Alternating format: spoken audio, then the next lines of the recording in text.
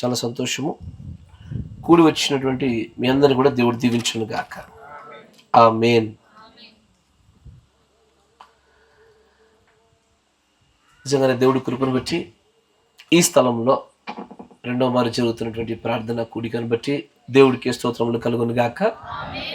నిజంగానే ప్రభు ఎంతో గొప్ప కార్యాలు చేసేవారైనా ఆయన కార్యాలు మనుషులు దాన్ని పట్టుకోవడానికి ప్రయత్నిస్తుంటే గ్రహించలేరు, కానీ ఆయన తన గ్రహింపు శక్తిని మనం గ్రహించుటకు తన పరిశుద్ధాత్మ యొక్క ఆ ప్రత్యక్షతను అనుగ్రహిస్తే ఖచ్చితంగా పట్టుకోగలుగుతాం మనం.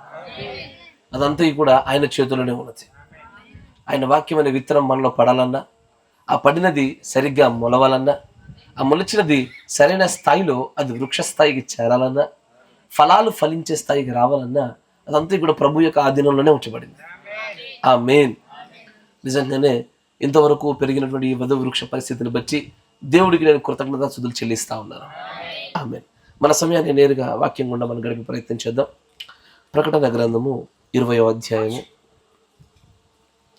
ప్రకటన గ్రంథము 20వ అధ్యాయము 11వ వచనం నుంచి గమనించుదాం.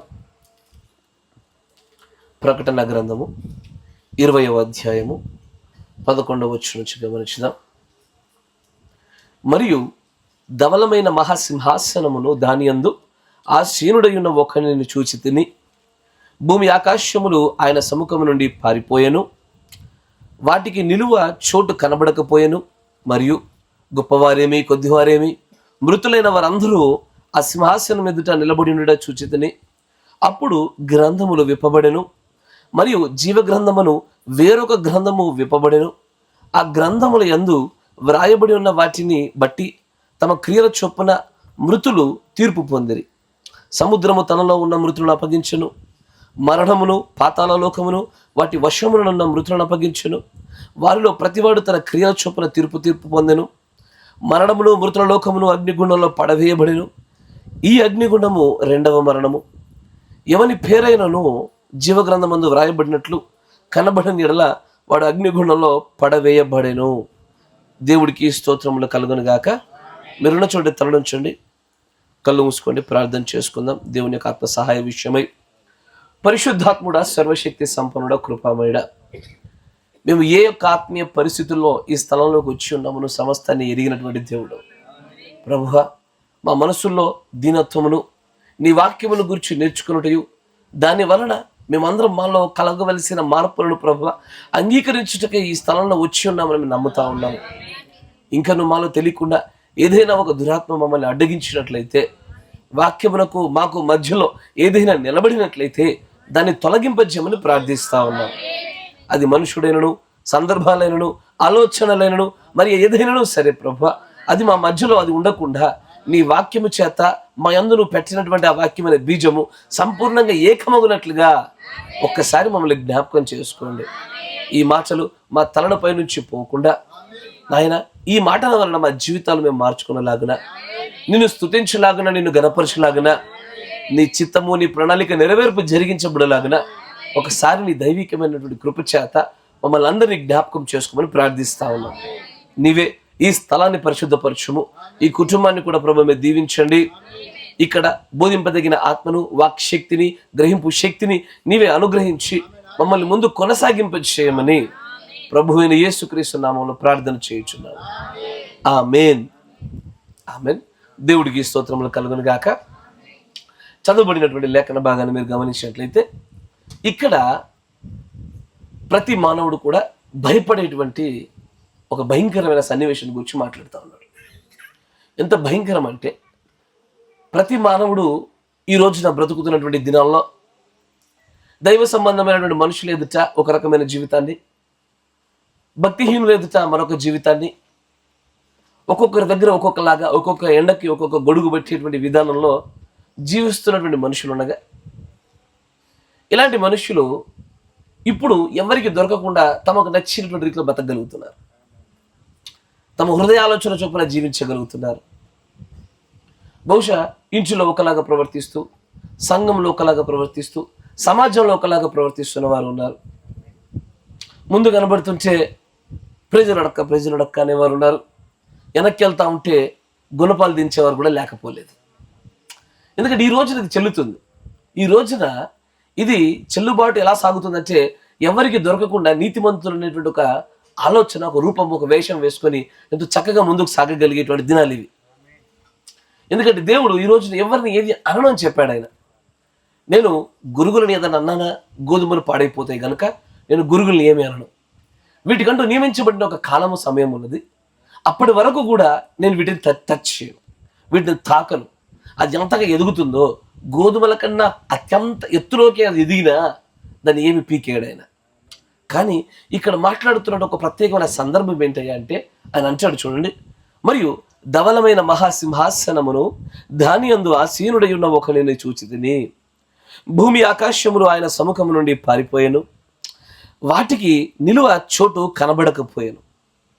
భూమి ఆకాశాలు కూడా దేవుడి యొక్క సముఖం ఎదుట నిలబడలేనటువంటి పరిస్థితి ఎందుకు చోటు చేసుకుంటుంది అంటే ఆయన ఇదిగో ఒక వ్యక్తి వచ్చి యేసుప్రభు మంచివారు, యేసుప్రభు ప్రేమ కలిగిన వాడు, ఆయన కరుణామయుడని నీకు ఎలా ఇప్పుడు చెప్తూ ఉన్నారో ఇలాంటి ఒక రూపంలో ఆయన అక్కడ లేడు. ఆ స్థలంలో ఆయన ఎంత భీకరుండగు యెహోవాలాగా ఉన్నాడంటే ఆయన కనికరమును కానీ లేకపోతే పక్షపాతాన్ని కానీ లేకుండా సంపూర్ణంగా ఒక న్యాయాధిపతి ఎలాగునైతే పక్షపాతం లేకుండా తీర్పు తీరుస్తారో అలాగున ఒక భయంకరమైన తీర్పులు తీర్చేటువంటి సింహాసనం మీద కూర్చుంటున్నాడు ఆయన. ఆయన దగ్గర నుంచి న్యాయమును బట్టి తీర్పు మాత్రమే బయలువెళ్ళును కానీ ఏ విధమైన పక్షపాతం కానీ ప్రేమ కానీ కనికరం కానీ కనబడవు అక్కడ. అదిగో అలాంటి ఒక భయంకరమైన రూపాన్ని చూసి ఇంతవరకు కూడా ఏ భూమి అయితే తను రక్షించబడవలసిన వారి లేదా ప్రత్యక్షతను ఇంకా సంపూర్ణంగా పొందుకోవలసిన వారి కోసము దీర్ఘ శాంతంతో ఎదురు చూసినటువంటి ఆ మహిమోన్నతుడిని చూసి ఒకసారి ధవల సింహాసనం మీదకి రాగానే ఆయనే ఒక భయంకరుడు దేవుడిగా కనబడేసరికి ఆకాశములు భూమి అయినా సరే భయపడతా ఉన్నాయి.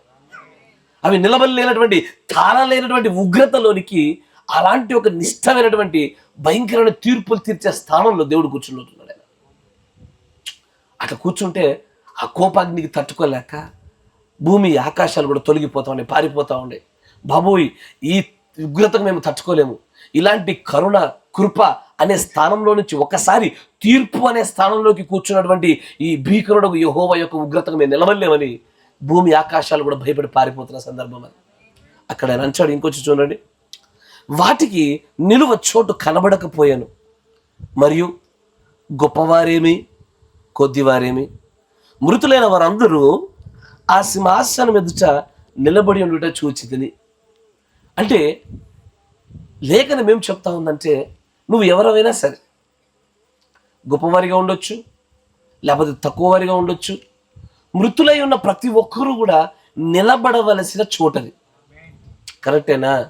బహుశా సంఘంలో ప్రార్థన జరుగుతూ ఉంటే నీకు నచ్చినట్టుగా వెళ్ళడము వెళ్ళకపోవడము నీ స్వతంత్రతలో ఉంటుంది, నీ చాయిస్ అది. వెళ్ళాలా నీ ఇష్టం, వెళ్ళకపోవడమా నీ ఇష్టం. కానీ నీకు నచ్చినట్టుగా నీ జీవితంలో ఎలాగైతే ఆప్షన్స్ కనబడ్డాయో, ఎలా వెళ్ళాలా, సమయానికి వెళ్దునా, లేట్ వెళ్దునా, దేవుడికి ప్రాధాన్యత ఎక్కువద్దునా తక్కువద్దునా, ఇక్కడ నీకు అవకాశాలు ఉన్నాయి.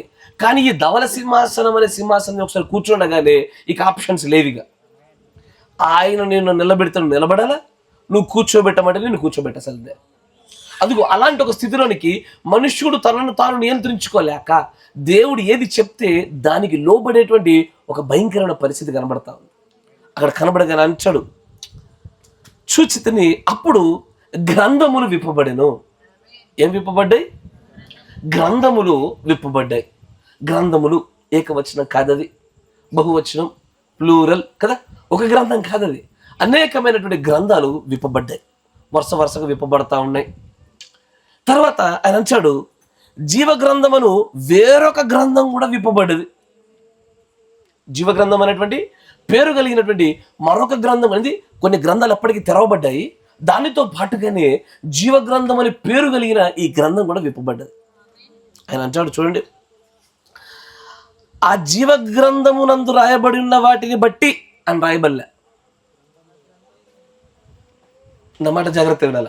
ఎందుకంటే జీవ గ్రంథములో ఉండిన సమాచారాన్ని బట్టి మాత్రమే తీర్పు తీరుస్తాడు అనుకుంటే పొరపాటు. అక్కడ ఏమంటాడంటే జీవ గ్రంథాలు ఉన్నాయి చాలా, దానితో పాటు జీవ గ్రంథం కూడా తెరవబడింది.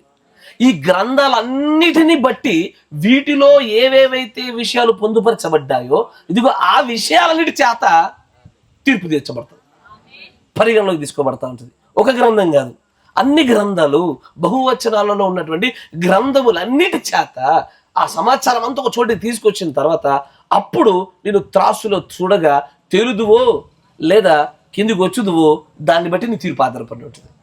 తర్వాత నేను అంటాడు, క్రియల చొప్పున మృతులు తీర్పు పొందిరి. సముద్రము తనలో ఉన్న మృతులను అప్పగించను, మరణము పాతాళ లోకమును వాటి వశంలో మృతులను అప్పగించను. వారిలో ప్రతివాడు తన క్రియల చొప్పున తీర్పు పొందెను. మరణమును మృతుల లోకమును అగ్నిగుండంలో పడవేయబడెను. ఈ అగ్నిగుండము రెండవ మరణము. ఎందుకంటే ఇదివరకే మరణించిన వారే అప్పచెప్పబడ్డారు, మళ్ళీ మరణిస్తున్నారు గనక ఇది రెండవ మరణము. ఎవని పేరైనను జీవగ్రంథమందు వ్రాయబడినట్లు కనబడని ఎడల వాడు అగ్నిగుండంలో పడవేయబడిను. ఇది రాయబడిన విషయాల్ని మీకు అర్థమవునట్ల ఒక్కసారి వచనం వెంబడి వచనంగా మీకు చూపించాను. కానీ ఇక్కడ రాయబడినటువంటి ఈ మాటలన్నిటిలో నేను మీతో ఈరోజు మాట్లాడాలనుకున్న అంశం ఏంటంటే గ్రంథములు విప్పబడెను. The books are opened. గ్రంథములు విప్పబడెను.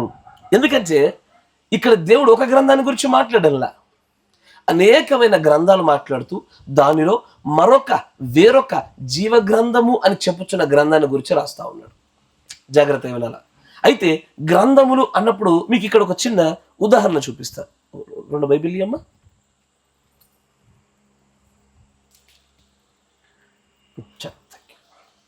ఇప్పుడు నా దగ్గర ఎన్ని బైబిల్ ఉన్నాయి? ఎన్ని గ్రంథాలు ఉన్నాయి? ఎన్ని గ్రంథాలు? 2 గ్రంథాలు. ఇది ఎవరిది? ఇప్పుడు నాకు ఎన్ని గ్రంథాలు ఉన్నాయి? ఒకటే గ్రంథం ఉంది, కరెక్టేనా? దీనిలో ఎన్ని గ్రంథాలు ఉంటాయి అంటే మీకు అర్థం అవడం కోసం చెప్తా ఉన్నా నేను. పైనుంచి రూపం చూస్తే ఇది ఒక గ్రంథంగానే కనబడుతున్నప్పటికీ దీనిలో 66 గ్రంథాలు కనబడుతూ ఉన్నాయి కదా. అట్లాగే ఇక్కడున్న గ్రంథాల పట్టిక కూడా అలాంటిదే. ఇది ఉండుటకు ఒక గ్రంథంలానే కనబడుతుంది, కానీ దీనిలో అనేకమైన గ్రంథాల యొక్క సంపుటం, అనేకమైన గ్రంథాలు ఒక చోటి సమకూర్చబడటం. మీరు వింటున్నారా? ఇప్పుడు నేను మీకు విషయం చెప్తాను. ఒక వర్తమానం అయిపోయిన తర్వాత ప్రకటన గ్రంథంలో ఒక వచనము, మత్తయి సువార్తలో వచనము, ఆదికాండంలో వచనము, అప్పుడు మీరేమంటారు? గ్రంథాన్ని తెరిచానంటారా, గ్రంథములను తెరిచానంటారా? 2 తప్ప 2 కరెక్టేనా? ఆదికాండం తిప్పారు, ప్రకటన గ్రంథం తిప్పారు, మత్తయి సువార్త తిప్పారు. నేను అడిగాను, మీరు గ్రంథాన్ని తిప్పారా, గ్రంథములను తిప్పారా? 2 కరెక్టే. ఎప్పుడు మాట్లాడుచున్నటువంటి కోణమును గ్రహించు శక్తితో చూస్తే గ్రంథాన్ని తిప్పినట్టే, గ్రంథములను తిప్పినట్టే. కరెక్టేనా?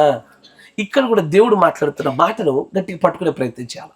ఆయన అంటాడు, గ్రంథములు విప్పబడెను, దానితో పాటు వేరొక జీవ గ్రంథం అనే మరో గ్రంథం ఉంది, అది కూడా విప్పబడెను. అయితే చాలా గ్రంథాలు ఉండగా దానిలో జీవ గ్రంథం అని ఒక ప్రత్యేకంగా దాన్ని ప్రస్తావిస్తున్నాడు, మెన్షన్ చేస్తున్నాడు, పేరెత్తి మరి చెప్తుంటే ఏదో ప్రాముఖ్యత ఉండాలి దానికి. మిగిలిన గ్రంథాల కంటే దీనికి చాలా ప్రాముఖ్యత ఉండాలా. కరెక్టేనా? అసలు ఇందుకు గ్రంథాలు ఎందుకయ్యా అంటే దేవుని దగ్గర USB పెన్ డ్రైవ్ లేవా అమ్మా? దేవుని దగ్గర USB పెన్ డ్రైవ్ లేవా? DVDలు లేవా? CDలు లేవా? మెమరీ కార్డులు లేవా? అయ్యా జాగ్రత్తగా గమనించాలా. మీరు ఒక విషయం గుర్తుపెట్టుకోవాలి, దేవుడికి ప్రతీది కూడా నమోదు చేయడం ఇష్టం. ప్రతిదాన్ని నమోదు చేస్తాడు ఆయన. దేనిని గురించి? నిన్ను గూర్చి, నీవు చేసే ప్రతి కార్యాన్ని గురించి, నిన్ను గూర్చిన గ్రంథము ఆయన రాయాలి ఎప్పుడు ఇష్టపడతా ఉంటాడు. నా మాట వింటున్నారా? ఎందుకంటే దేవుడి యొక్క ప్రవక్త ద్వారా దేవుడు అద్భుతమైన ఒక మాట చెప్తా ఉంటాడు. ఎప్పుడు తెలుసా? నిన్ను గూర్చిన గ్రంథాలు రాయబడతా ఉంటాయి, అవన్నీ ఇట్లా ఒక స్టాక్ లాగా వరుస క్రమంలో పెట్టబడినప్పుడు సాతానుగాడు వచ్చి నీ పైన నేరారోపణ చేద్దామని ఉద్దేశం చేత నీ గ్రంథాన్ని బయటకు తీద్దామని వాడు వచ్చి పిటిషన్ దాఖలా వేస్తాడు. పిటిషన్ దాఖలా వేసినప్పుడు చూస్తుంటే వెతుకుతారు, Peter Peter Peter Peter Peter Peter కనబడతలే. ఎందుకు కనబడతలేదంటే పీటర్ దొర గారి పేరు మార్చబడ్డది కాబట్టి. ఈ ఉదాహరణ కూడా దేవుడి ప్రవక్త అంటాడు, మనకంటూ ప్రత్యేకంగా నీ కోసమే రాయబడిన గ్రంథాలు ఉన్నాయి. కరెక్టేనా? నీ కోసమే అంటే ఏంటో తెలుసా? నీ పేరు మీద గ్రంథం ఉంటుంది. గ్లోరీ గ్రంథము, కళ్ళు మూసుకొని నిద్రపోతున్నటువంటి ప్రసన్న గ్రంథము, తర్వాత ఇంకా యామరపాటుకున్న జాకోబు గ్రంథము, ఇట్టగా గ్రంథాలు వాళ్ళ పేర్లు చక్కగా రాయబడతా ఉంటాయి. వింటున్నారా? ఇట్లా ఈ గ్రంథాలు రాయబడుతున్నప్పుడు దేని గురించి రాయబడుతుందయ్యా అన్న విషయం తెలుసుకోకపోతే కష్టంగా. కరెక్టా కదా? అసలు గ్రంథాలు ఎందుకు రాస్తారు? గ్రంథాలు దేనికి రాస్తారు చెప్పండి? గ్రంథాలు రాయడానికి సరైన కారణం ఏంటి? అయ్యో, ఇప్పుడు మీరు బయటకి షాపింగ్కి వెళ్తున్నారండి, పేపర్ మీద రాసుకుంటారు లిస్టు. దేనికి? గుర్తుండడానికి, లెక్క ఉన్నట్టుగా తీసుకొని రావడానికే. లెక్క తప్పిపోవద్దు, మర్చిపోవద్దు. ఏదైతే జరిగినదో, ఏదైతే కావాలేనో అది చోటు చేసుకోవాలా. దానికోసమే ఈ గ్రంథాలు రాసేది. కరెక్టేనా కదా? దానికోసమే ఈ గ్రంథాలని దేవుడు రాస్తా ఉంటాడు. అయితే ఆ గ్రంథాలు ఎన్ని రకాల గ్రంథాలుగా ఉన్నాయి, కానీ అవన్నీ సంపుటాలుగా ఒక దగ్గరికి వస్తే ఒక గ్రంథంగానే పెట్టబడుతుంది మళ్ళీ. కానీ ఎన్ని గ్రంథాలుగా ఉన్నాయి, ఏ గ్రంథంలో నిన్ను గుర్చి నన్ను గుర్చి ఏ విషయాల్ని మన ప్రభు నమోదు చేయిస్తా ఉన్నారు అన్న విషయాన్ని మనం తెలుసుకోగలగాల. ఆమేన్, ప్రైజ్ ది లార్డ్. అయితే గ్రంథాలే రాయకపోతే మన లెక్కలోనికి రాము. కరెక్టేనా? గ్రంథాలే రాయకపోతే, రాయువారు ఒకరు లేకపోతే నిజంగానే మనము ఎంతలా ఫలించాము, ఎంతలా కార్యాలు చేస్తా ఉన్నాము, మనం ఏమై ఉన్నామన్న విషయము ఒక రోజున నీకు కనపరచడం కోసమే ఆ గ్రంథం రాసేది. మహోన్నతుడికి అక్కర్లేదు గ్రంథాలు. ఆయన సర్వజ్ఞాని, భూత భవిష్యత్ వర్తమానాలలో ఉండే సమస్త సమాచారాన్ని అన్ని తెలుసుకున్నవాడు ఆయన. కానీ ఆ గ్రంథం ఎవరి కోసం అంటే నీకు నాకు తెలియపరచడం కోసమే. కరెక్టేనా? ఒక దిన ధవల సింహాసనం దగ్గర నువ్వు ఏమి చేసివో, ఏం మాట్లాడుతావో, ఏమో తలంచితివో వాటన్నిటిని చూపిస్తాను అంటాడు. 4th డైమెన్షన్ ఒక్కసారి ఓపెన్ అయిపోయి నా సంపూర్ణ సమాచారాలు అన్ని చక్కగా అక్కడ బయటపడతా ఉంటాయి. కరెక్టేనా? దాన్నే మరో కోణం కూడా అంటాడు, గ్రంథాలు విప్పబడేను. ఎవరి గ్రంథాలు అంటే నా గ్రంథాలే, మనందరి గ్రంథాలే. ఆమేన్. అయితే ఈ గ్రంథాల గురించి కాసేపు మీతో మాట్లాడాలని ఆశపడతా ఉన్నానయ్యా. మీకు తెలిసిన గ్రంథాలు కొన్ని ఉండొచ్చు, మీకు తెలియని గ్రంథాలు కొన్ని ఉండొచ్చు. కానీ ఇప్పుడు జాగ్రత్త వినండి. ఈ పిల్లలు అల్లరి చేస్తూ ఉండగా మీరు సాధారణంగా బయటకు వస్తూ లోపలికి వెళ్తూ చూస్తున్నారు.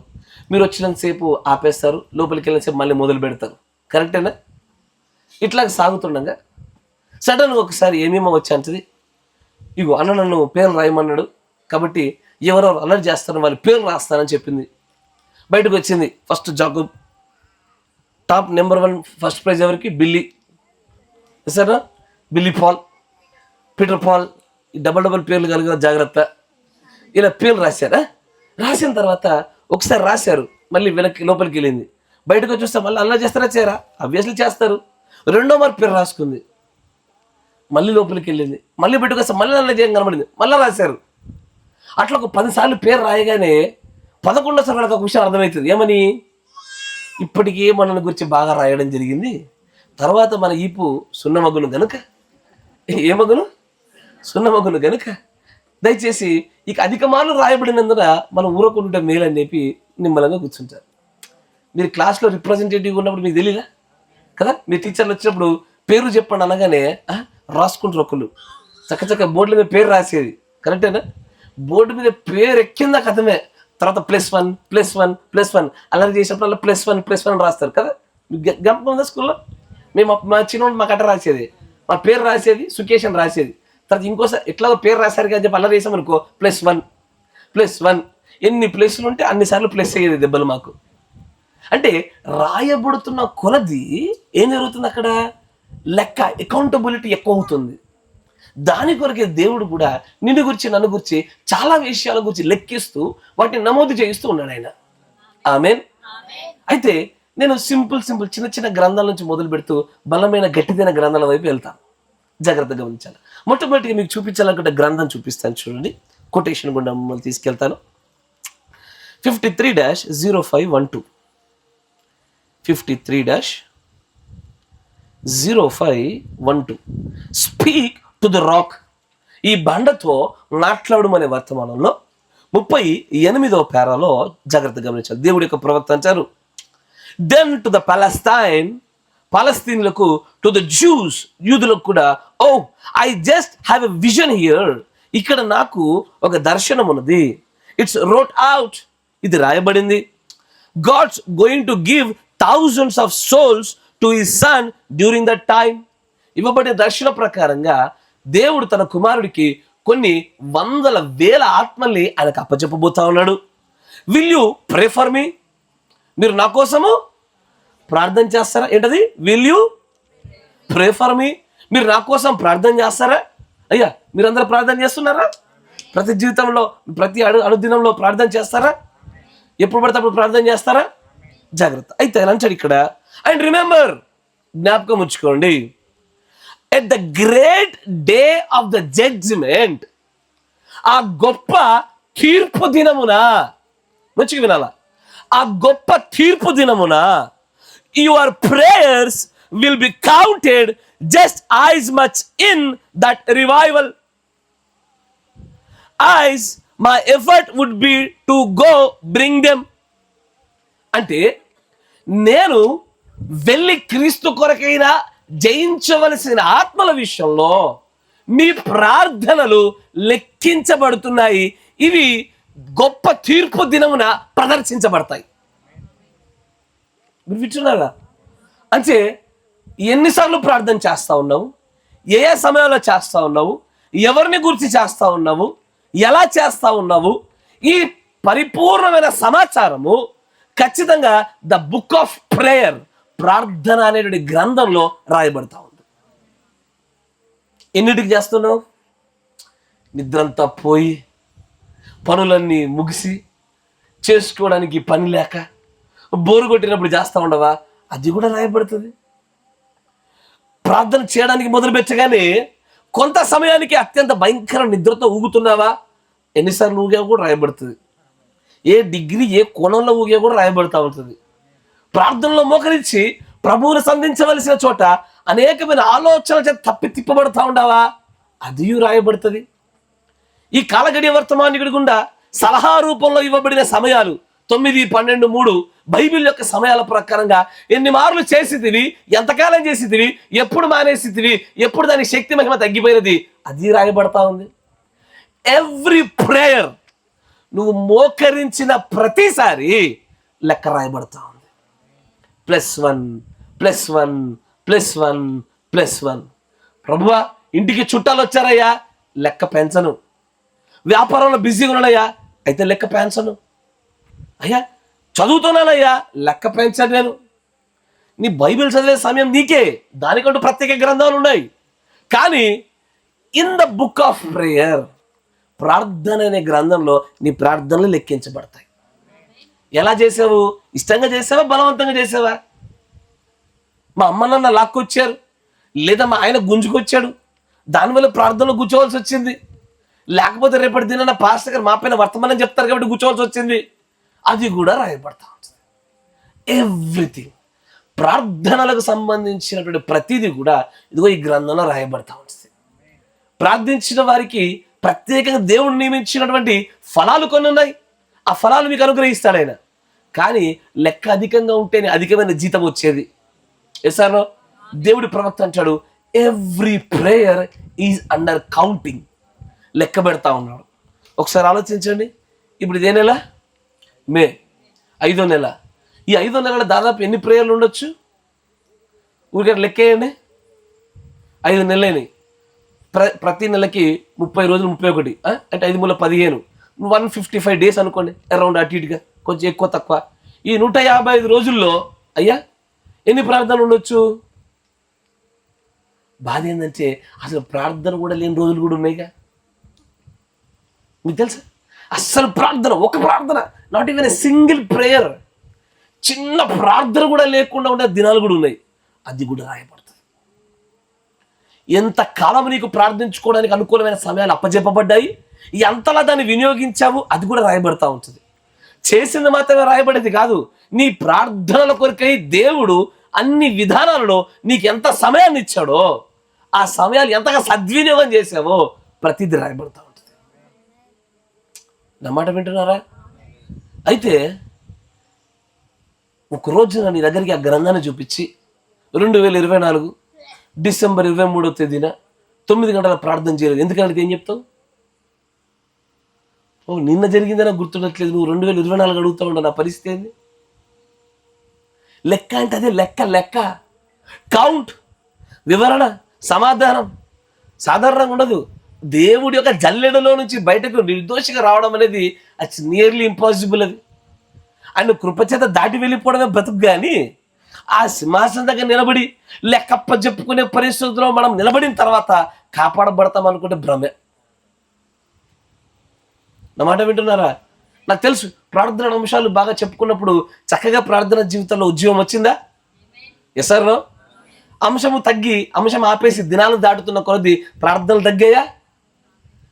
మీ యొక్క బుక్లో కూడా మీ లెక్క తగ్గింది.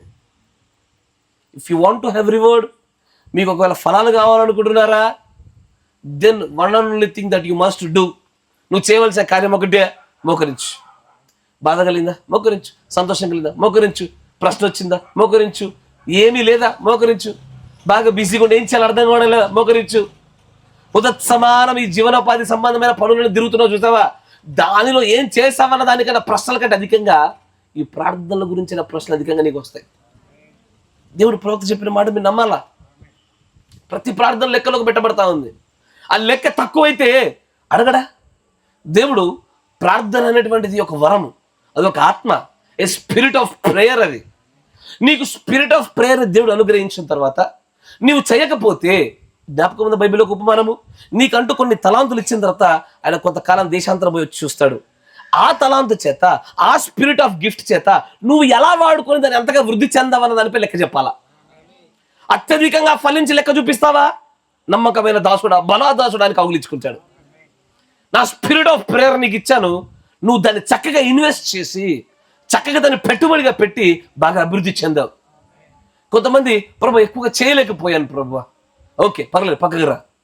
మరి కొంతమంది ఉంటారు ఏంటది, ప్రభు ఈ స్పిరిట్ ఆఫ్ ప్రేయర్ నా దగ్గర ఉంది అంటే ఎక్కువగా వాడితే కరిగిపోద్ది అని చెప్పి వాళ్ళేది ప్రభు, నువ్వు పక్కన ఉండు. మరికొంతమందికి స్పిరిట్ ఆఫ్ ప్రేయర్ లేకపోతే పొందుకొనుటకైనటువంటి ఆ యొక్క ప్రయాసం కూడా చేయని వరకు వర్గం ఉంటుంది. ఈ వర్గాల పరిస్థితిని ఏమో కానీ వాటికి జరగబోయేటువంటి వాళ్ళని పొందుకోబోయే ఫలాల గురించి మాట్లాడుతుంటే గుండెల్లో భయం కలుగుతుంది.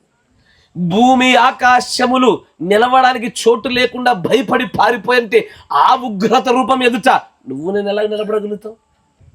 మనకెలా సాధ్యమవుతుంది? ప్రార్థనల విషయంలో ఇంత లెక్కప్ప చెప్పాలా? అయ్యో, అత్యంత గొప్ప శక్తివంతమైన ఆయుధాన్ని ప్రపంచంలో ఎవరికి ఇవ్వకుండా నీకు మాత్రం ఇస్తే ఎలా వాడుతున్నావో లెక్క అడగడా?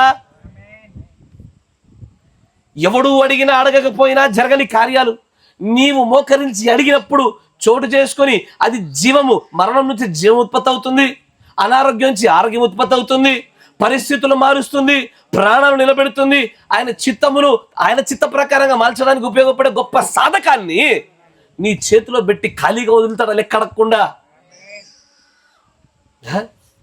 ఊరికి లెక్క అడగకుండా ఉంచాడా? ఇంత గొప్ప శక్తివంతమైన ఆయుధాన్ని ఇచ్చినప్పుడు ఖచ్చితంగా లెక్క అడుగుతాం మనం. కొంచెం పెద్ద అమౌంట్ నీ పిల్లోడి చేతిలో పెట్టి బయటకు పంపగానే వచ్చాక దేనికి ఎంతైతే ఖర్చు పెట్టారని అడగవా? శక్తివంతమైనటువంటి ఆయుధాన్ని పెట్టాడు మన చేతిలో, లెక్క అడుగుతాడుగా. ఎప్పుడు చేసావు, ఎన్నింటికి చేసావు, ఎలా చేసావు, ఎవరి కోసం చేసావు? కొంతమంది చేస్తారు తమ స్వార్థపూరితమైన ప్రార్థనలే, వ్యక్తిగతమైనటువంటి ఇది భోగేచ్ఛలు పొందుకోవడానికి చేసే ప్రార్థనలే ఆ వెయ్యి లెక్కలోకి రాయబడును. షరతులలో లేని ప్రతి ప్రార్థన ఖచ్చితంగా రాయబడతా ఉంటుంది. అయ్యా, నేను మీకు ఇచ్చే సలహా ఒకటే, మీ ప్రార్థనా పుస్తకాలలో మీ సంఖ్యను అధికంగా పెంచుకోండి. మీ యొక్క స్కోర్ ఎక్కువగా కానివ్వండి. ప్రార్థన చేయడం లేదా, మోకాలు వంచడానికి మనసు రావడం లేదా, ఏ సమాధానం దేవుడి ఎదుట చెప్పడానికి సిద్ధంగా ఉందో ఒకసారి ఆలోచించు. ప్రభువే నా ఎదుట నిలబడి ఎందుకు నువ్వు చేయలేకపోయావు తల్లి అని అడిగితే ఏం సమాధానం చెప్పడానికి నీ నోట్లో ఒక కారణం అడిగి ఉండాలిగా. అంటే మా బంధువుల పెళ్ళికి వెళ్ళి అందుకే చేయలేదు ప్రభు, దాని లెక్కలోకి తీసుకోవడైనా. అంటే అనారోగ్యం బాగాలేదు ప్రభు అందుకే చేయలే, కాళ్ళు నొప్పి వచ్చింది, కడుపు నొప్పి వచ్చింది, తలనొప్పి వచ్చింది అందుకే ప్రార్థన రావాలి ఇంట్లో కూర్చున్నా, అది లెక్కలోకి రాదుగా. జాగ్రత్త. ఆయన ఎదుట లెక్క చెప్పేసి నువ్వు తప్పించుకోగలిగేటువంటి సమర్థవంతమైనటువంటి సమాధానం మన దగ్గర ఉండవు ఆ రోజున. ఏదైనా ఇప్పుడే చేయగలగాల, ఏదైనా ఇప్పుడే చోటు చేసుకోగలగాల. ఆమేన్. ఈ పుస్తకానికి జాగ్రత్త. మరొక పుస్తకాన్ని మేము ముందు పెడతాను చూడండి జాగ్రత్తగా. యెషయా గ్రంథము, యెషయా గ్రంథము 65వ అధ్యాయము 6వ వచనం చూడండి. యెహోవా ఇలాగు సెలవిచ్చుచున్నాడు, నా ఎదుట గ్రంథములో అవి రాయబడి ఉన్నవి. ప్రతీకారం కారము చే- ప్రతీకారము చేయక ప్రతీకారము చేయక నేను మౌనముగా నుండును. ఉండను. నిశ్చయముగా వారు అనుభవించినట్లు నేను వారికి ప్రతీకారము చేసేదను. నేను ప్రతీకారాన్ని తప్పకుండా చేస్తానంటాడు. జాగ్రత్త. ఇదే పుస్తకం తెలుసా? The book of deeds. The book of deeds, క్రియల పుస్తకము. ఏంటది? క్రియల పుస్తకము. అయ్యా మంచిగా వినాలా? క్రియల పుస్తకం అంటే తెలుసా? ఇది 10 మందికి కనబడేట్టుగా చేసిన, అత్యంత రహస్యంగా చేసిన, ఎవరు చూడట్లేదని వీడియో కాల్లో చేసుకున్నా, చాటింగ్లో చేసుకున్నా, ఏ వ్యక్తి లేకుండా ఇద్దరు మాత్రమే ఉన్నప్పుడు మాట్లాడిన మాటల క్రియ మూలంగా 10 మందిలో పబ్లిక్గా చేసిందని సరే, ఎవ్రీ యాక్షన్, ప్రతి క్రియ, ఇది ఎవరికి తెలీదు, నేను దాచిపెట్టుకున్నాను, నా దగ్గర రహస్యంగా మిగిలిపోయింది అని అనుకుంటున్నా ఆ ప్రత్యేకమైన క్రియలైనా సరే బహిరంగంగా చూపించే గ్రంథమే దిస్ బుక్ ఆఫ్ డీడ్స్. ఈ గ్రంథం నుంచి తప్పించుకోగలుగుతాను అనుకుంటున్నావేమో. అయ్యా నా మాట జాగ్రత్త వినాలా? క్రియారూపకంగా అంటే ఇక్కడ క్రియలో మంచిది చెడ్డదా ఏదైనా సరే, ఇటు మంచిది రాయబడుద్ది, చెడ్డది కూడా రాయబడుతుంది. రెండు రాయబడతా ఉంటాయి ఇక్కడ. నువ్వు చేసిన ప్రతి మంచి పని, నువ్వు చేసిన ప్రతి చెడ్డ పని, నువ్వు దైవ సంబంధమైన కార్యాలు చేసావా, ఇది నమోదు చేయబడతా ఉంది. దేవుని వాక్యం విరుద్ధంగా మాట్లాడి చేసావా, అది రాయబడతా ఉంది. మొత్తంగా నీవు క్రియల మూలంగా చేసిన ప్రతి కార్యము ఈ గ్రంథంలో రాయబడాల్సిందే. నా మాట వింటున్నారా? మరొక లేఖనం చూపిస్తే గ్రంథం గుండా 2 కొరింథీ పత్రిక 5వ అధ్యాయము 10వ వచనం చూడండి. 2వ కొరింథీ పత్రిక 5వ అధ్యాయం 10వ వచనం. ఎందుకనగా తాను అంటే నీవు జరిగించిన క్రియల చొప్పున అది మంచిదా? అయ్యా నేను దేవుడి పని కోసం చాలా తోడ్పడ్డానయ్యా, చాలా ధనాన్ని ఇచ్చానయ్యా, చాలా పదార్థాన్ని ఇచ్చానయ్యా, చాలా సమయాన్ని ఇచ్చానయ్యా, నా ఒంటి శక్తి అంతా వాడు వంటలు చేశానయ్యా, మంచిదే, అది రాయబడింది. చెడ్డది చెడ్డవైనను సరే, అది మంచిదా చెడ్డదా, నీవు ఏదైనా సరే నీ దేహముతో చేసిన ఏ కార్యమైనా సరే, ఈ రోజున నా భర్తకు తెలియదు, నా భార్య తెలియదు, నా పిల్లలకు తెలియదు, నా సంఘానికి తెలియదు, నా కాపురికి తెలియదు, నా సమాజానికి తెలియదు అనుకుంటున్నా చూసావా, ఆ కార్యాలన్నీ ఖచ్చితంగా రాయబడ్డాయి అక్కడ. మంచిది చెడ్డది, నీ కాల్చబడ్డానికి నీ దేహం అప్పగించబడినట్టు గొప్ప కార్యాలైనా సరే, దేవుడు నా అపకీర్తి కారణమైనటువంటి అత్యంత చెడ్డ కార్యాలైనా సరే, ఈచ్ అండ్ ఎవ్రీథింగ్ ఆయన యొక్క ఏది భూమి ఆకాశం నిలబడలేకుండా భయపడి దద్దరిల్లి పారిపోయినటువంటి సందర్భంలో ఈ గ్రంథాల్లో నీ చెడ్డ క్రియలు కనబడినప్పుడు, మంచి క్రియలు కనబడినప్పుడు, ఆ రెండింటిలో దేనిని బట్టి తీర్పు తెచ్చబోతున్నాడో అది ఆయనకే తెలియాలి, నీకే తెలియాలి. త్రాసులో పెట్టి తూచుతాడుగా. ఆ రోజున మిని మిని అన్న మాట గనక వినబడింది అనుకో, నిన్ను కాపాడగలిగాడు ఎవడూ లేడు అక్కడ. నీ చెడ్డ క్రియల కన్నా మంచి క్రియలు ఎక్కువైతే పర్వాలేదు, కానీ దౌర్భాగ్యం ఏంటంటే మన మంచి క్రియలు ఎలా ఉంటుంది తెలుసా? 10లో 2 మంచి కార్యాలు ఉంటే 8 చెడ్డ కార్యాలు ఉంటాయి. చెడ్డది అంటే ఏదో పాపపూరితమైనది కాదు, దైవ సంబంధమైనది కాదని అర్థము. అదేదో మనం వరుసపెట్టి దొంగతనాలు చేస్తున్నట్టు, వరుసపెట్టి మర్డర్లు చేస్తున్నట్టు కాదు, వాక్యానుసారమైనది కాదని అర్థము. ఈ దేహముతో చేసినది మంచిదా చెడ్డదా తర్వాత చదవమా. మరి దేహముతో జరిగించిన వాటి ఫలములను ప్రతివాడును పొందునట్లు ప్రతి వాడు ఖచ్చితంగా పొందుతాడు. ఎసర్లో ఈ మంచి వాటినైనను చెడ్డ వాటినైనను ఈ క్రియల గ్రంథములో ఖచ్చితంగా రాయబడతా ఉన్నాయి. Each and everything. నా మాట వింటున్నారా? నువ్వు చేస్తున్న కొలది రాయబడతా ఉంటాయి. ఈ రాయబడుతున్న ఈ గ్రంథాల ఆధారంగానే ముద్రణ దూత నీ పైన ఎప్పుడు పర్యవేక్షణ చేస్తూ ఉంటాడు. ఎప్పుడైతే ఆ గ్రంథములో చెడ్డ క్రియలు లేక, ఈ నల్ల కుక్కకి సంబంధించిన పనులు లేక, మంచి ఆత్మ సంబంధమైన కార్యాల యొక్క నమోదు మాత్రమే జరుగుతూ ఉండగా, నీ శుద్ధీకరణ కార్యక్రమం సంపూర్తగుచుండగా, ఇక నువ్వు ముద్రించబడుటకు నువ్వు అర్హుడవని తెలిసినప్పుడు ఆ ముద్రణ దూత నీ పైన ముద్రేస్తాడు. అతడు ముద్ర వేయడానికి ఇదిగో ఈ క్రియల గ్రంథాన్ని పరిశీలించక తప్పదు. ఈ క్రియల గ్రంథంలో నీ దేహముతో మంచి చేసావా చెడ్డ చేసావా, అది అంతే. చక్కగా వాక్య సంబంధమైన వస్త్రాలు వేసుకొని వచ్చావా, అది రాయబడుతుంది. పనికి వాళ్ళ వస్త్రాలు వేసుకొని శరీర భాగాలు కనబడే రీతిలో వాక్య విరుద్ధంగా బిగుతైన వస్త్రాలు వేసుకొని వచ్చావా, అది కూడా రాయబడుతుంది. ఈరోజు అడవచ్చు, ఏమని, ఈ పాస్టర్ గడికి ఏంది, ఈ సంఘానికి ఏంది, వీడికి ఏం పోయే కాలం వచ్చింది, ఇది తప్ప వేరే మాట్లాడ్డా అని ఈరోజు నువ్వు పలకొచ్చేమో. కానీ ఆ రోజు ఎవరితో ఎట్లా మాట్లాడతావు అట్లాగా? ఆ రోజు నీ మాటలు పలుకుటకు సమాధానం చెప్పడానికి ఎవడు సమాధానం చెప్పేవాడు ఉన్నాడు. నువ్వు చెప్పేది విని నిన్ను గిల్టీ అని, నువ్వు దోషి అని నిరూపించిండు కటకటాన్ని పళ్ళు కొరికి రొమ్ము కొట్టుకునేటువంటి స్థలంలో, చీకటి స్థలంలో పడేయడమే. ఆ రోజు ఎవడు మాట ఎవడు వినడు. అక్కడ కేవలం యెహోవా నుంచి ఆయన నోట నుండి వచ్చేటువంటి ఆ ఖడ్గం మాట జరుగుతుంది. అక్కడ మన సమాధానాలు చెల్లుతాయి, అక్కడ చెల్లవయ్యా. మంచిదైనా సరే చెడ్డదైనా సరే అన్నీ రాయబడతా ఉన్నాయి. వాక్యానుసారంగా నడిచిన మాటలు, క్రియలు, వాక్యానుసారంగా కాకుండా చేసిన క్రియలు, ప్రతీది రాయబడతా ఉంది. మందిరానికి వచ్చావా, రాస్తున్నాడు. మందిరానికి రాలేకపోయావా, రాస్తున్నాడు. షరతులకు లోబడి ఆరాధనలో ఉన్నావా, రాస్తున్నాడు. షరతులకు లోబడకుండా ఉన్నావా, రాస్తున్నాడు. అంగీకరించావా వాక్యాన్ని, రాస్తున్నాడు. సనికి గునిగావా, ఎదురు తిరిగావా, రాస్తున్నాడు. అది రాయని సంగతులు లేవు అక్కడ. ఈ భూమి మీద ఇంకులైపోతే, బుక్కులైపోతే అక్కడైపోవు. మన బ్రతుకులైపోతాయి కానీ అక్కడ ఏమైపోవు. రాయబడతా ఉన్నాయి. అక్కడ రాయబడిన దాన్ని నువ్వు కొట్టివేయడం అనేది నీకు సాధ్యం కాదు. రాయబడిన దాంట్లో చెడ్డమైన వాటిని కొట్టివేయాలంటే నీకు పాప నియమం క్రియాత్మకంగా తెలిసి ఉండాలి. నా మాట వింటున్నారా? ఆ రాయబడుతున్న కరెగుచ్చి అంటాడు, మంచిదైనా సరే చెడ్డదైనా సరే ఇవన్నీ కూడా అక్కడ రాయబడవలసిందే. మరొక లేఖనం చూపిస్తాను. రోమపత్రిక 2వ అధ్యాయం 5వ వచనం.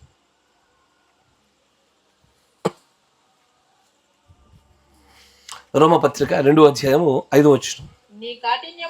నీ కాఠిన్యమును మార్పు పొందని నీ హృదయాన్ని అనుసరించి. మంచిగా వినాలి, జాగ్రత్త. స్టార్టింగ్ చెప్తున్నాడు, నీ కాఠిన్యమును. కఠిన్యం అంటే ఏంటిది? గట్టిదైన హృదయము. ఎన్ని మార్లు చెప్పినా మారని హృదయము, ఎంత చెప్పినా లొంగని హృదయము, లోబడిన హృదయము. నీ కాఠిన్యమును బట్టి నీ మార్పు పొందకుండా అదే రీతిలో సాగుతున్న నీ హృదయాన్ని బట్టి అనుసరించి ఉగ్రత దినమందు అనగా at the day of the judgement, ఉగ్రత దినము, తీర్పు దినము, ధవల సింహాసన తీర్పు దినము. ఈ రోజున నా మాట జాగ్రత్త వినాలా. ఈ రోజున పాస్టర్ గట్టి గద్దిస్తుంటే బహుశా మీ ఆయన నీ పైన చేతులు కప్పి కాపాడొచ్చేమో. కరెక్టేనా? నేను మీ పిల్లల్ని గద్దిస్తుంటే మీ కొంగులు కప్పి కాపాడుకోవచ్చేమో. అప్పుడు దేవుడి దగ్గర పుస్తకాలు తెరిచి చూపిస్తే ఏం కప్పుతావు? నీ మల్లి వస్త్రాలు కాకపోతే, మిగలలేని సంరక్షించలేని మన చేతులు కాకపోతే. మోషే దగ్గర దేవుడు ఒక గొప్ప నియమం చెప్పాడు తెలుసా? Because you intervene I stopped. అంటే సేవకుడిగా నువ్వు గద్దించుట, నువ్వు ముందుండినావు గనక నేను శిక్షించకుండా వెనకాల ఆగిపోయాను అన్నాడు ఆయన. ఆ దూడ, పోత పోసిన దూడ విగ్రహం చేసినప్పుడు మోషే ఏం చేశాడు తెలుసా? వామ్మో, నేను గనక పక్కకి జరిగితే యెహోవా వీరిని లేపేస్తాడు, చంపేస్తాడని ఆయన ఏం చేశాడు? దాన్ని మొత్తం కాల్చి బూడిద చేసి దాన్ని నీళ్ళలో కలిపి తాగిపిచ్చేశాడు ఆయన. అత్యంత భయంకరంగా శిక్షించేశాడు ఆయన. ఎందుకంటే ఇతడు శిక్షించకపోతే, ఇతడు ఖండించకపోతే యెహోవా హస్తము తీర్పు రూపంలో వచ్చినప్పుడు ఆ ఉగ్రతను మనుషులు తట్టుకోలేరు. Eyes long eyes. మిమ్మల్ని మీ కాపరి గద్దించినంత సేపే దేవుడి యుద్ధ నుంచి ఉగ్రత మీకు రాకుండా ఉంటుంది. ఒకసారి ప్రభు నాతో అయితలేదు, నువ్వే చూసుకుని అప్పచెప్పగానే ఆ మహోన్నతుడి యొక్క ఉగ్రత రూపంలోనికి మనం అప్పచెప్పబడినప్పుడు మనల్ని కాపాడగలిగేవాడు ఎవడు ఉండడయ్యా. చాలా భయంకరమైన పరిస్థితి. If because you intervene I stop. ఒకవేళ సేవకుడే పక్కకి జరిగినప్పుడు పరిస్థితులు వేరుగా ఉంటాయి. అందుకే బలహీన ప్రసంగ వేదికలు కాకూడదని చెప్పబడతా ఉంటుంది. ఇది బలహీన పడిన రోజున, ఈ సంఘం నిజంగా ఎన్నికలు ఉన్న రోజున అత్యంత భయంకరంగా దీన్ని కడుగుతూ ఉంటాడు శ్రమల గుండా. అదే ఇది బలంగా ఉన్న రోజున ప్రకటించబడుతుందిగా, నా ఆత్మను వీరిపైకి అనుగ్రహించి వీరు మారినట్లే వీరి హృదయాలను ఇది మెత్తబరుస్తానని చూస్తూ ఉంటాడు ఆయన. ఆమేన్ అంటాడు. నీ హృదయ కాఠిన్యము, నీ మార్పు పొందని నీ మనస్సు అనుసరించి ఉగ్రత దినమందు అనగా దినమందు నీకు నువ్వే ఉగ్రతను సమకూర్చుకొనిచున్నావు. Yes sir. దేనిని బట్టి? ఎన్నిసార్లు చెప్పినా మార్చలేదు ఈ హృదయము. దీన్ని బట్టే మార్పు పొందు చెప్తున్నా ఈ హృదయంలో మార్పు కలగడంలా. అదే నిర్లక్ష్యాలు, అదే వాక్యవిరుద్ధమైన కార్యాలు, అదే వాక్యవిరుద్ధమైన జీవిత శైలులు, అదే రీతిలో కుటుంబాన్ని కట్టుకోవడాలు ఎన్నటికీ మార్పు చెందలే. ఒకప్పుడు ఏది జరిగినో ఇప్పుడు అదే జరుగుతుంది. ఏ పాపాలలో పడితేమో ఇప్పుడు అదే జరుగుతున్నది. ఈ మార్పు చెందని ఈ హృదయ కాఠిన్యమును బట్టి మనకు మనమే ఉగ్రత తెచ్చుకుంటా ఉన్నాము. ఇవన్నీ నమోదు చేయబడతా ఉన్నాయి. వీటికి లెక్కట్లు చెప్తారు. హౌ? అరే, పురుషులు సాధారణంగా ఇంట్లో ఉండే స్త్రీలకు కొంచెం పెద్ద అమౌంట్ ఇస్తే, ఏమండి అయిపోయింది అనగానే ఏమంటారా? ఫస్ట్ క్వశ్చన్ ఏంటిది? 10 రూపాయలు అడిగి 10 రూపాయలు ఇచ్చి అయిపోయిందంటే మీరు లెక్క అడగరు. ఓ 100 అడిగితే లెక్క అడగరు. ఒక 10,000 ఇచ్చి అయిపోయిందన్న సమాధానం చెప్పారనుకో, ఫస్ట్ క్వశ్చన్ తెలుసా? అప్పుడేనా? దేని ఖర్చు అని లెక్క అడుగుతారా? అప్పుడు ఏమి చెప్తుంది? ఏమని? కూరగాయలకు 1000, ఇంకా 9,000, పిల్లో డైపర్లకు 1000, ఇంక 8,000. పైసా అడుగుతావు నువ్వు లెక్క. ఎస్ఆర్నో? నీ పనికి వాళ్ళ పైసల గురించి ఇంత చక్కటి లెక్కలు అడుగుతా ఉంటే నీ క్రియల గురించి అడగడా? ఏం చెప్తావు ప్రభువుకి? ఆ రోజున నిన్ను అత్యంత భయంకరమైన అగ్ని చేత, ఏది పురుగు సావదు, అగ్ని ఆరదు, అలాంటి ఒక భయంకరమైన అగ్నిలో పడవేయడ కొరకై నిన్ను ప్రశ్నలు అడుగుతుంటే ఎవడు కాపాడతాడు ఆ ఉగ్రతలోంచి నిన్ను? ఎప్పుడు మారుద్ది హృదయము? ఎప్పుడు పొద్దు కాఠిన్యము? ఎప్పుడు కరుగుద్ది? ఎన్నడు ధరించుకుంటామయ్యా మెత్తటి మాంస హృదయాల్ని? గ్రంథాలు ఉన్నాయి. బహుశా నువ్వు చేస్తున్న మంచి కార్యాలని నేను చూడలేకపోవచ్చు, చెడ్డ కార్యాలని నేను సమాజం చూడలేకపోవచ్చు, కానీ దూతలైతే చూస్తూనే ఉన్నారు, రాస్తూనే ఉన్నారు. ఎలవేళ వారి కనులు నీపైనే ఉన్నాయి. నువ్వు పండినప్పుడు ఒంటరిగా ఉన్నావా? 10 మందితో ఉన్నావా? ఎవరు లేకుండా ఫోన్లో మాట్లాడుతున్నావా? అయ్యా చాటింగ్లు చేస్తూ ఉన్నారా? పనికి మనల్ని చూస్తూ ఉన్నారా? ఏది వాక్యవిరుద్ధమైన సంభాషణలు జరుగుతూ ఉన్నాయా? ఇదే ఎవరి దగ్గరికి వెళ్ళి కాపాడతాము? అమ్మో ఈ పలానా వాళ్ళ ఇంట్లో కూర్చొని మాట్లాడేది దొరుకుతామేమో, వాళ్ళ ఇంట్లోకి వెళ్ళి కూర్చొని మాట్లాడదాము. మనుషులు దాచిపెట్టావే కానీ మహోన్నతుడు దూతల దగ్గర ఎట్లా దాచిపెట్టబడతావు? వీడు ఉంటే కష్టము. మనం ఏం చేద్దామంటే కత్తలపూర్ కమ్మరపల్లి మాట్లాడుకుందాం. కమ్మరపల్లి ఇక్కడ బస్ స్టాండ్కి వెళ్ళి మాట్లాడుకుందాం. ప్రాంతాలు నువ్వు మార్చొచ్చు, కానీ వెనకాల దూతలు మార్చలేవు నువ్వు. They are on to you, they are clinging on to you. నీపైనే ఉన్నారు, నీకే అతకబడి ఉన్నారు, రాస్తున్నారు. ఎప్పుడెప్పుడు దేవుడికి ఎంత ప్రాధాన్యత ఇచ్చామో అది రాస్తారు. మంచివైనా చెడ్డవైనా ప్రతిదీ లెక్కలోకి అట్లాగే రాయబడుతుంది.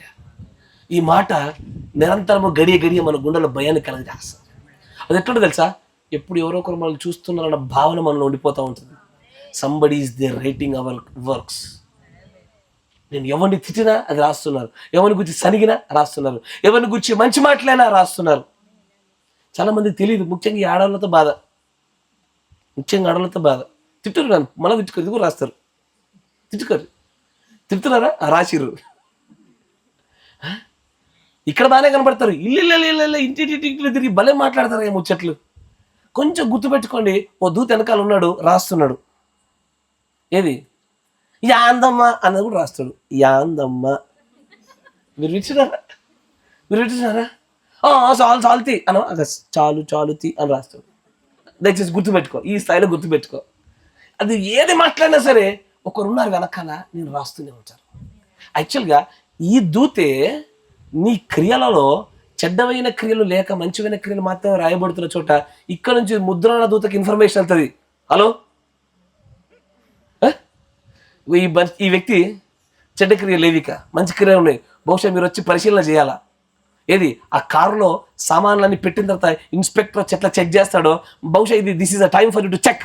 ఇన్స్పెక్షన్కి వస్తారు, చూస్తారు, కదిలిస్తారు, షేక్ చేస్తారు. అప్పటిదాకా తుమ్ముకు దగ్గుకు బూతులు వచ్చేటువంటి మీకు మరొక పరీక్ష పెట్టిపోతాడు ఆయన. మీరు వింటున్నారా? పరీక్ష పెడతారు.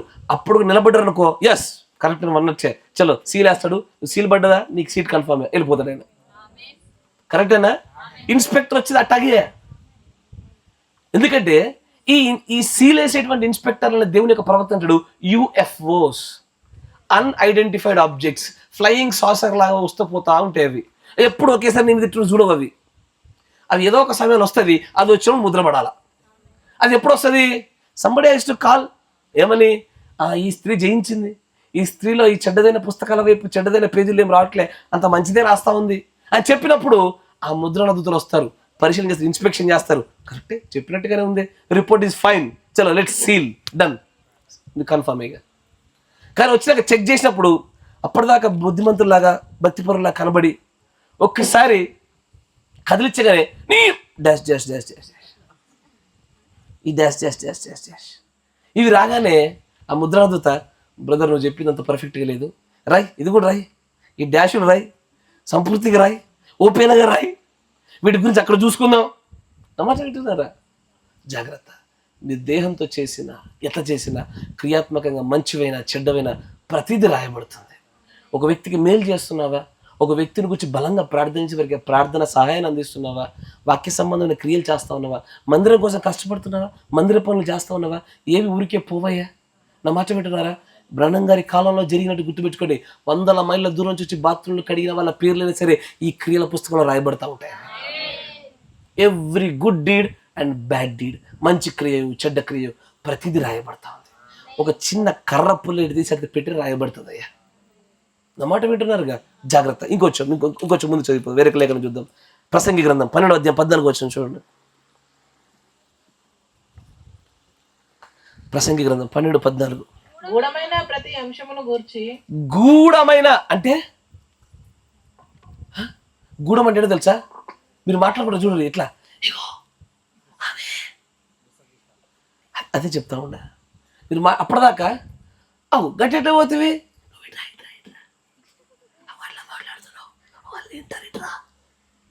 ఇది ఇలా పడుతుందో పడతలేదు, ఇది అలా అంటారేట్రా అంటే చాలా మందిని చూసిన. నాకు రహస్యం చెప్పడానికి వచ్చిన వాళ్ళు అందరూ ఇట్లా చెప్తారు.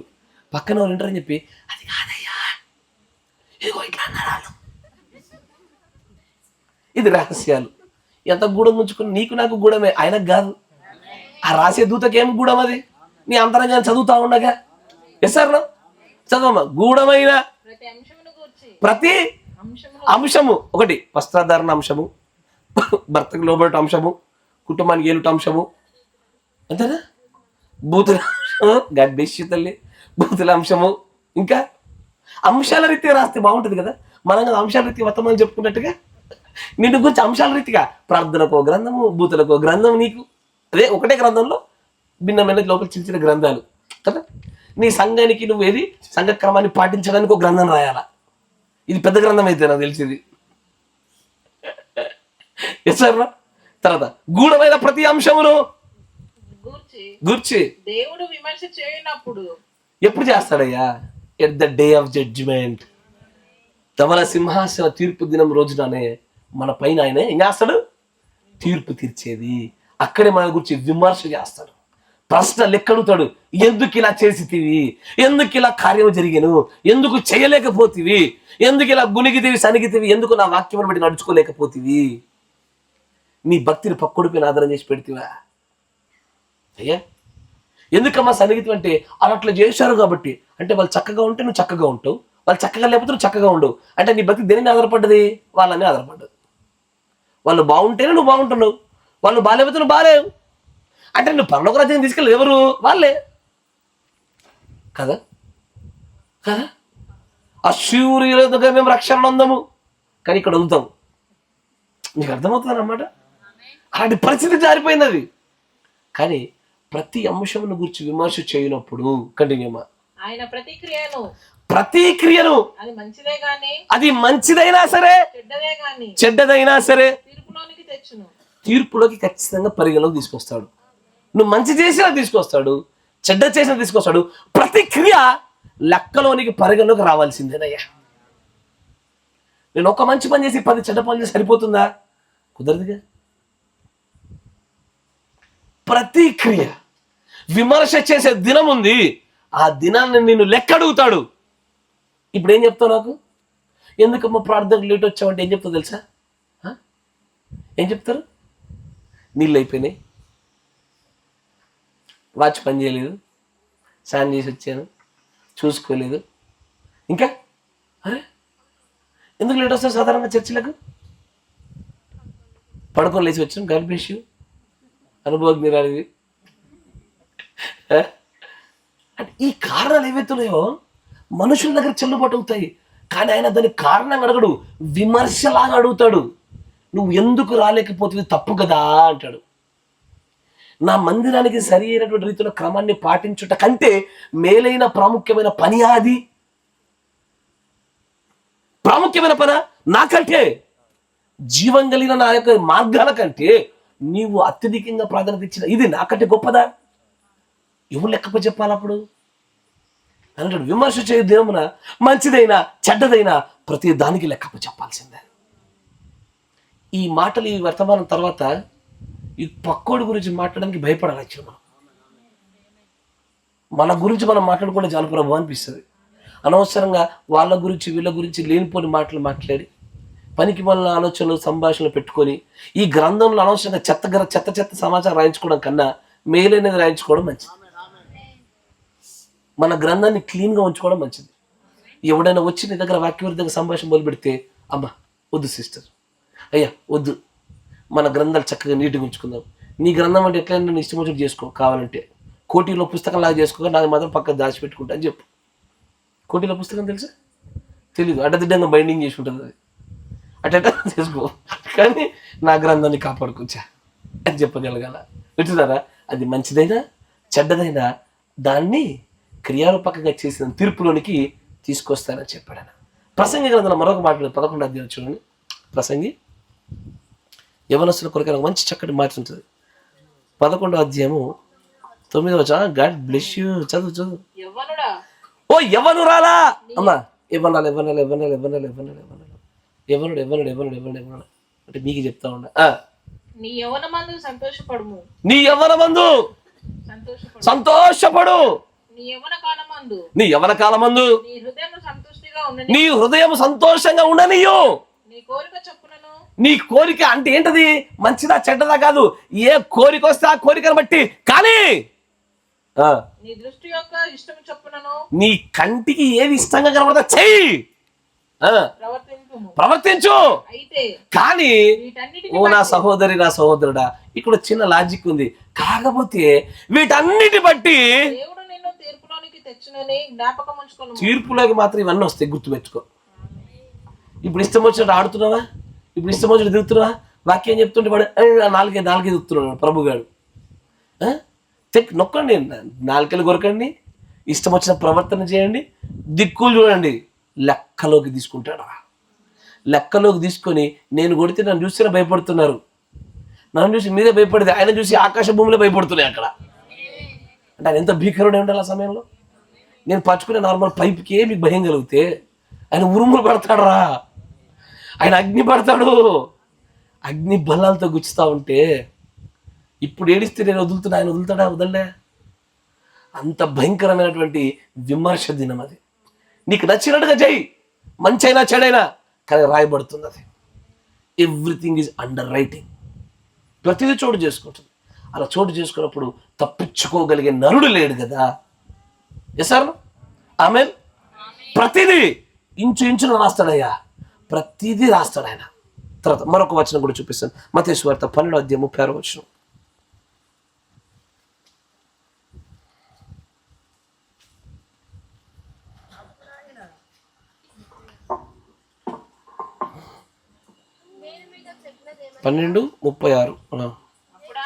అప్పుడు ఆయన జనసమూహములను పంపివేసి 37 చూడమ్మా, 12:37. నీ మాటలను బట్టి నీతిమంతుడవని తీర్పు పొందుతావు, నీ మాటలను బట్టి అపరాధి అని తీర్పు పొందుతావు. ఏసారు నువ్వు మాట్లాడే మాటలు అమ్మా, ఇద్దరు రహస్యంగా ఉండే రూమ్లో మాట్లాడుతున్నారా, రాయబడుతున్నాయి. ఫోన్లో రికార్డ్ చేయబడుతూ ఉన్నాయి, ఈమెయిల్స్ రాయబడుతున్నాయి, మెసేజెస్ రాయబడుతున్నాయి, రహస్య సంభాషణ రాయబడుతుంది. నువ్వు పక్కోడికి కాదు, దూత కినబడకుండా నువ్వు ఎంతగానో అని మాట్లాడినా సరే ఇంటాడైనా ఆ దూత నుంచి నువ్వు ఆపలేవు. ఆ మాటలను బట్టి అంటే మా నాన్నమ్మ గట్టిగా మాట్లాడేది, అప్పటిదా గట్టిగా మాట్లాడేది, వెళ్ళి నా దగ్గరకు వచ్చి అలా అనేది. నేను మా నాన్నమ్మే అనుకున్నా, ఈడ కూడా చాలా నాన్నమ్మలు ఉన్నారు, ఈడ కూడా అట్లా ఉన్నారు. నేర్చుకు అదే సంభాషణ. నాకు అర్థం కాదు, పక్కన మనిషి వినపడకుండా ఏదో మాట్లాడుతున్నావేమో, కానీ నువ్వు మాట్లాడినటువంటి ఆ మాటలన్నింటిని బట్టి లెక్కప్ప చెప్పాలంటే ఏం చెప్తావు చెప్పండి ఒకసారి. ఆ రాయబడుతున్న గ్రంథాన్ని బట్టి ఏం లెక్కప్ప చెప్తాము? కొంతమందికి ఇక్కడ ఒక ఆలోచన ఉంటుంది, ఏమని, నా తండ్రి నన్ను క్షమిస్తాడు, నా ప్రభువు నన్ను మన్నిస్తాడు, నా తండ్రేనా, మా daddy, my father, my husband. ఎందుకంటే కొంచెం భక్తిలో ఉన్న వాళ్ళకి ఇట్లాంటి ఎటకారాలు ఎక్కువ. నేను ఎటకారమా అలా, ఎందుకంటే వారికి తండ్రి గురించినటువంటి ఆయన యొక్క మైండ్, దేవుని ప్రవర్తనలు, ఆయన యొక్క ఆలోచన పార్శ్వము తెలియని వాళ్ళు మాట్లాడే. కానీ పేతురు పత్రికలో మాట చెప్తారు, మొదటి పేతురు పత్రిక 1వ అధ్యాయం 17వ వచనం.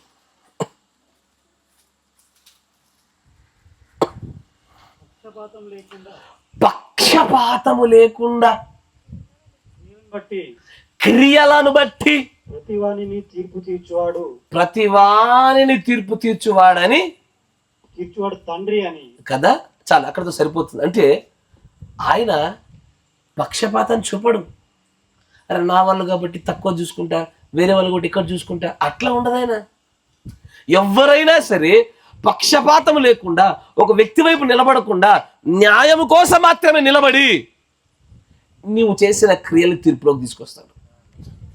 ఎస్ఆర్లో ప్రభు కొత్తగా వచ్చాం కాబట్టి నేను మీకు దేవుని మందిరంలో ఇష్టం వచ్చి నడిస్తే చెల్లుబాటు అవుద్దా? కొత్త వాళ్ళం కాబట్టి పర్వాలేదా? పాత వాళ్ళమైతే ఏం కాదా? పక్షపాతం ఉండదు దేవుడి దగ్గర. ఎస్ఆర్లో మనుషులు పక్షపాతం చూపిస్తారు.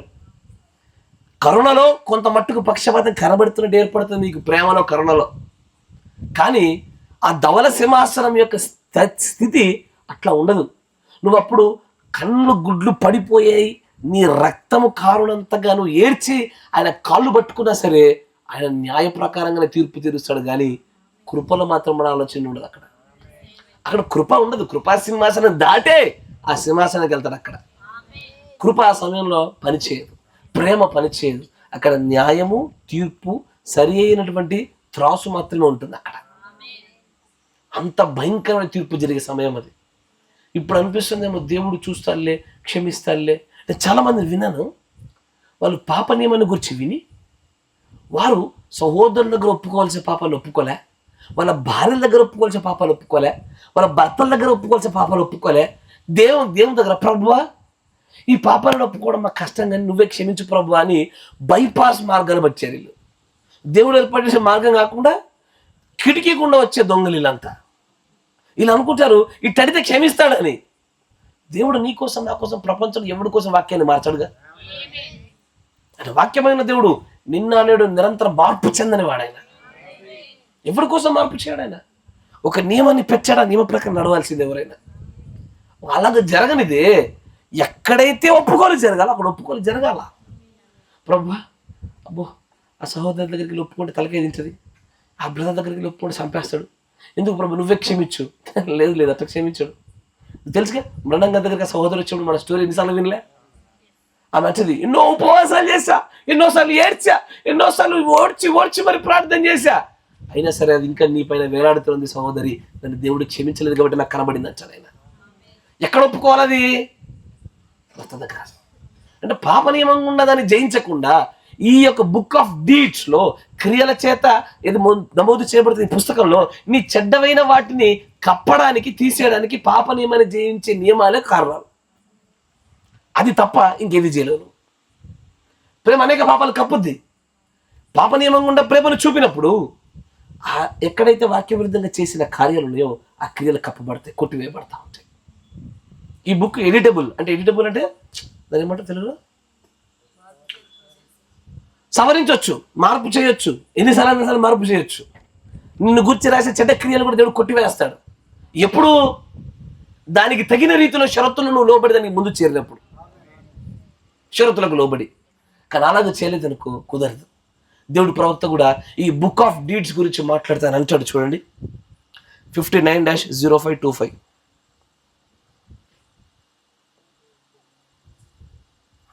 59-0525 ఇమేజెస్ ఆఫ్ క్రైస్ట్, క్రీస్తు యొక్క చిత్రాలు అనేటువంటి వర్తమానంలో 25 పేర్లు అంటాడు. And we would not forget those Lord who are convalescent tonight that's yonder in the homes of the age and infirmed. Oh Lord God, many of those are blood washed Christians of thine. అక్కడ ఉండి అవిధేయుల గురించి మాట్లాడుతూ ప్రవక్త అంటాడు, వీరందరూ రక్తంలో కడగబడిన వారే అంటారు. ముందు అంటాడు వెన్ వీఆర్ గెట్టింగ్ ఓల్డ్, ఎప్పుడైతే మనం వృద్ధులం అయిపోతా ఉంటామో, వయసు దాటిపోతూ ఉంటామో, and our loved ones has forgotten, మనం ప్రేమించుకున్న వారు మర్చిపోతున్నారు. There is one consolation we have. అక్కడ ఒకటి గట్టిగా గుర్తుపట్టుకోవాల్సిన ఒక విషయం ఉన్నది. ఏంటది? God never forgets. God never forgets. దేవుడు ఎన్నటికీ మర్చిపోడు. దేవుడు మరపలే సముద్రంలో పడవేస్తాడని చెప్పిన మాట ఒకవైపు, దేవుడు ఎన్నడూ దేన్ని మర్చిపోడన్న మాట ఒకవైపు. ఈ రెండింటి మధ్యలో పాప నియమ షరతులే ఈ రెండింటిలో ఏ వర్గం అనేది చూపించేది. పాప నియమాన్ని షరతుల ప్రకారంగా నువ్వు చేరువయ్యావా, నిన్ను మరపలే సముద్రంలో పాపాలు పడేస్తాడు, తప్పిదాలు పడేస్తాడు. వాటి ఎన్నడూ జ్ఞాపకం చేసుకోడైనా. కానీ అలాగు కాకుండా నీ సొంత అభిప్రాయాల గుండా, సొంత ఉద్దేశాల గుండా భక్తి చేసి క్షమిస్తాడులే, మన్నిస్తాడులే, కొట్టేస్తాడులే అనుకుంటే అని అంటాడు, గాడ్ నెవర్ ఫర్గెట్స్. దేవుడు ఎన్నటికీ మర్చిపోడు అని అంటాడు. తర్వాత మా క్రియలన్నీ, ఆల్ ఆఫ్ అవర్ డీడ్స్, మన క్రియలన్నీ కూడా are recorded in the book of life. జీవం అనేటువంటి జీవ గ్రంథం అనే దొడ్డు పుస్తకంలో, నీ క్రియల పుస్తకం అనే చిన్న భాగంలో ఇవన్నీ నమోదు చేయబడతా ఉన్నాయి. నా మాటలు కావు ఇవన్నీ, ప్రవక్త గారు చెప్పిన మాటలే అని అంటాడు. మన ప్రతి క్రియ జీవగ్రంథమందు రాయబడతా ఉంది. God never forgets. దేవుడు ఎన్నటికి మర్చిపోడు. నువ్వు ఏ క్రియ చేసినా సరే, మంచిదైనా చెడ్డదైనా సరే, దానికి తగిన ప్రతిఫలము క్రియల రూపంలో నీకు ఫలాలు ఇవ్వడానికైనా సరే దాన్ని మర్చిపోకుండా గుర్తుపెట్టుకున్న తండ్రిగా ఉన్నాడు ఆయన. మంచి చేసావా 4 తరాలు కాదు 1000 తరాల వరకు ఆశీర్వదించేవాడిగా ఉన్నాడు ఆయన. కీడు చేశామా, వాక్య విరుద్ధంగా నడిచామా, నీ అవిశ్వాసమే నీ పిల్లలకు వస్తుంది, నీ బలహీనత నీ పిల్లలకు వస్తుంది, నీ బూతులే వాళ్ళకు వస్తుంది, నీ పిచ్చి వస్త్రధర వాళ్ళకు వచ్చేస్తుంది. నా మాట వింటున్నారా? ఆత్మల విషయమే మీకు అవగాహన కలగాల. ఆయన అంటాడు గాడ్ నెవర్ ఫర్గెట్స్. ప్రవక్త గారి మాటలు చెప్తున్నప్పుడు మీరు అర్థం చేసుకోగలగాల. దేవుడు మర్చిపోకపోతే అన్ని గుర్తుపెట్టుకుంటున్నాడా దాని అర్థం. దేవుడు అన్ని గుర్తుపెట్టుకుంటున్నాడా? ఇప్పుడు మనుషులుగా మనం చూడండి, ఫర్ ఎగ్జాంపుల్ నిద్రపోతున్న షాలేం గారిని చూడండి ఒకసారి. షాలేం గారికి నాకు ఒక చిన్న గొడవ జరిగింది. ఈ గొడవ జరిగిన తర్వాత జరిగిన వెంటనే మేము మాట్లాడుకుంటామా? మాట్లాడుకో. ఒక వారం రోజు దాకా ఎట్లుంటుంది? అప్పటిదాకా అలా రైజ్లోడన్నా అన్నది రైజ్లోడన్నా మొహం అంతా స్టిఫ్ అవుతుంది. ఆ స్టిఫ్ వాళ్ళు గుర్తుపట్టలేమా? మొహం అంతా ఏదో ప్లాస్టిక్ పూసినట్టు మెల్లగా స్టిఫ్ అయిపోయి మా ఇంటికి ఆయన రాడు, వాళ్ళ ఇంటికి నేను పోను. కానీ ఎంతకాలం ఉండవు అట్లా? ఒక 1 year అయింది, ఏమవుద్ది? గుర్తుంటుంది. కానీ మరి పోనీళ్ళని కానిచ్చుకుంటాం. 5 ఏళ్ళ తర్వాత జబ్బల మీద జబ్బలు చేసుకొని ఏ పదన్నా అంటాం, పదరా అనుకుంటాం. 10 ఏళ్ళు అయితే ముచ్చటే గుర్తుండదు మనకు చక్కగా. అప్పుడు ఎప్పుడో జరిగిందంటే అవు కరెక్టే, జరిగింది కదా, కరెక్ట్ అనిపిస్తుంది. కాలక్రమేణా మనుషులు మనం మర్చిపోతామేమో. God never forgets. నువ్వైనా మర్చిపోతావేమో 10 ఏళ్ళ కింద ఏ పాపం చేసినావో. ఈ రికార్డులు పోవు. రికార్డు రాసేదే, గ్రంథాలు రాసేది దాని కొరకే, లెక్క పెట్టడానికి, నీకు చూపించడానికి, నిరూపించడానికి. 10 ఏళ్ళ కింద, సంవత్సరాల కింద దేవుడు దేన్ని కూడా పోగొట్టుకోకుండా అట్లా పొందుపరిచి పెడతా ఉంటాడు ఆయన. అయ్యి కాదు, నాకు ఎప్పుడో తెలియకుండా ఒక 2 సంవత్సరాల కింద ఒక చెడ్డ మాట మాట్లాడానయ్యా, 2 ఏళ్ల కిందైనా సరే దానినైనా సరే దేవుడు ద బుక్ ఆఫ్ డీడ్స్, క్రియల పుస్తకంలో దాన్ని ఖచ్చితంగా రాశాడు. అది మంచిదైనా చెడ్డదైనా నమోదు చేస్తూ వచ్చాడు ఆయన. అయ్యా మీకు ఎలా అనిపిస్తుందో నాకు తెలీదు, ఈ వర్తమానం సిద్ధపడేటప్పుడు నాకే భయం కలిగింది. కొంచెం ఒళ్ళు దగ్గర పెంచుకోవాలి మనం. నా గురించి చెప్తా ఉన్నా నేను అనుకున్నాను, పుసా మాట్లాడేది కాదు, ఎలా పడితే అలా నిర్ణయాలు తీసుకునేది కాదు, ఎవరి గురించో తీర్పు తీర్చినట్టుగా మాట్లాడేది కాదు. మన మధ్యలో 3వ వ్యక్తి గురించి అది మాట్లాడకపోవడం 100% మేలు. ఎందుకు వచ్చిన తలకాయ నొప్పి? నువ్వు అని తగ్గింది కూడా రాస్తున్నాడు ఆయన. ఎందుకు వచ్చిన బాధ? నువ్వు దగ్గింది కూడా రాస్తూ ఉంటే, తుమ్మింది కూడా రాస్తూ ఉంటే, అలాంటప్పుడు మన ప్రవర్తన ఎంత చక్కగా భయభక్తులతో కూడుకున్నదై ఉండాలా? దేవుడు దాన్ని మర్చిపోనంటున్నాడు ఆయన. God never forgets. మీకు గుర్తుందా? అమాలేకీల గురించి నేను పలుమార్లు చెప్పాను. ఐగుప్తు నుంచి బయటకు వచ్చినది ఇజ్రాయేలుకి మొట్టమొదటిగా అడ్డుపడ్డది. వాళ్ళు ప్రయాణం చేయకుండా ఆపింది అమాలేకీలు. అప్పటి నుంచి ఎప్పటిదాకా దాన్ని గుర్తుపెట్టుకున్నాడు ఆయన. అప్పటి నుంచి ఎప్పటిదాకా పెట్టుకున్నాడు? ఇజ్రాయేల్లో మోషే చరిత్ర అయిపోయింది, యెహోషువ చరిత్ర అయిపోయింది, న్యాయాధిపతులు అయిపోయారు, రాజులు ప్రారంభమయ్యారు, రాజుల చరిత్ర అప్పుడు కూడా సౌలుకి చెప్తాడు, పో అప్పుడెప్పుడో ఇక నా పిల్లలు వస్తుంటే అడ్డుపడ్డారు, వాళ్ళ దగ్గరికి వెళ్ళి వాళ్ళని చంపేపోని పంపించాడు. ఎప్పటిది? తరాల కిందడిది. అతనికంటే ముందు న్యాయాధిపతుల చరిత్ర, యెహోషువ, మోషే, అప్పటి చరిత్రలో ఎప్పుడో జరిగిందని దేవుడు మర్చిపోలే. God never forgets. మర్చిపోడు ఆయన మర్చిపోవడానికి, ఆయన మరుపు అనే సముద్రంలో పడవేయడానికి ఖచ్చితమైన షరతులు, పాప నియమ షరతులు తెలిసి ఉండాలా. హోషేయ గ్రంథం 14 మనం చదివి చూసారా? ఇదిగో ఈ మాటల చేత నన్ను సంధించండి అని చెప్తున్నట్టుగా అలాంటి కొన్ని షరతుల ద్వారానే మనం పోవాలి తప్ప, లేకపోతే ఆయన మర్చిపోడు. ఆయన నువ్వు మర్చిపోతావేమో, నేను చేశానా, నాకే గుర్తు రావట్లేదయ్యా, నేను అన్నానా, నాకే గుర్తు రావట్లేదు, ఆ మాట అనటం లేదో. నువ్వు మర్చిపోతావు, నేను మర్చిపోతాను. గాడ్ నెవర్ ఫర్గెట్స్ అని అంటాడు.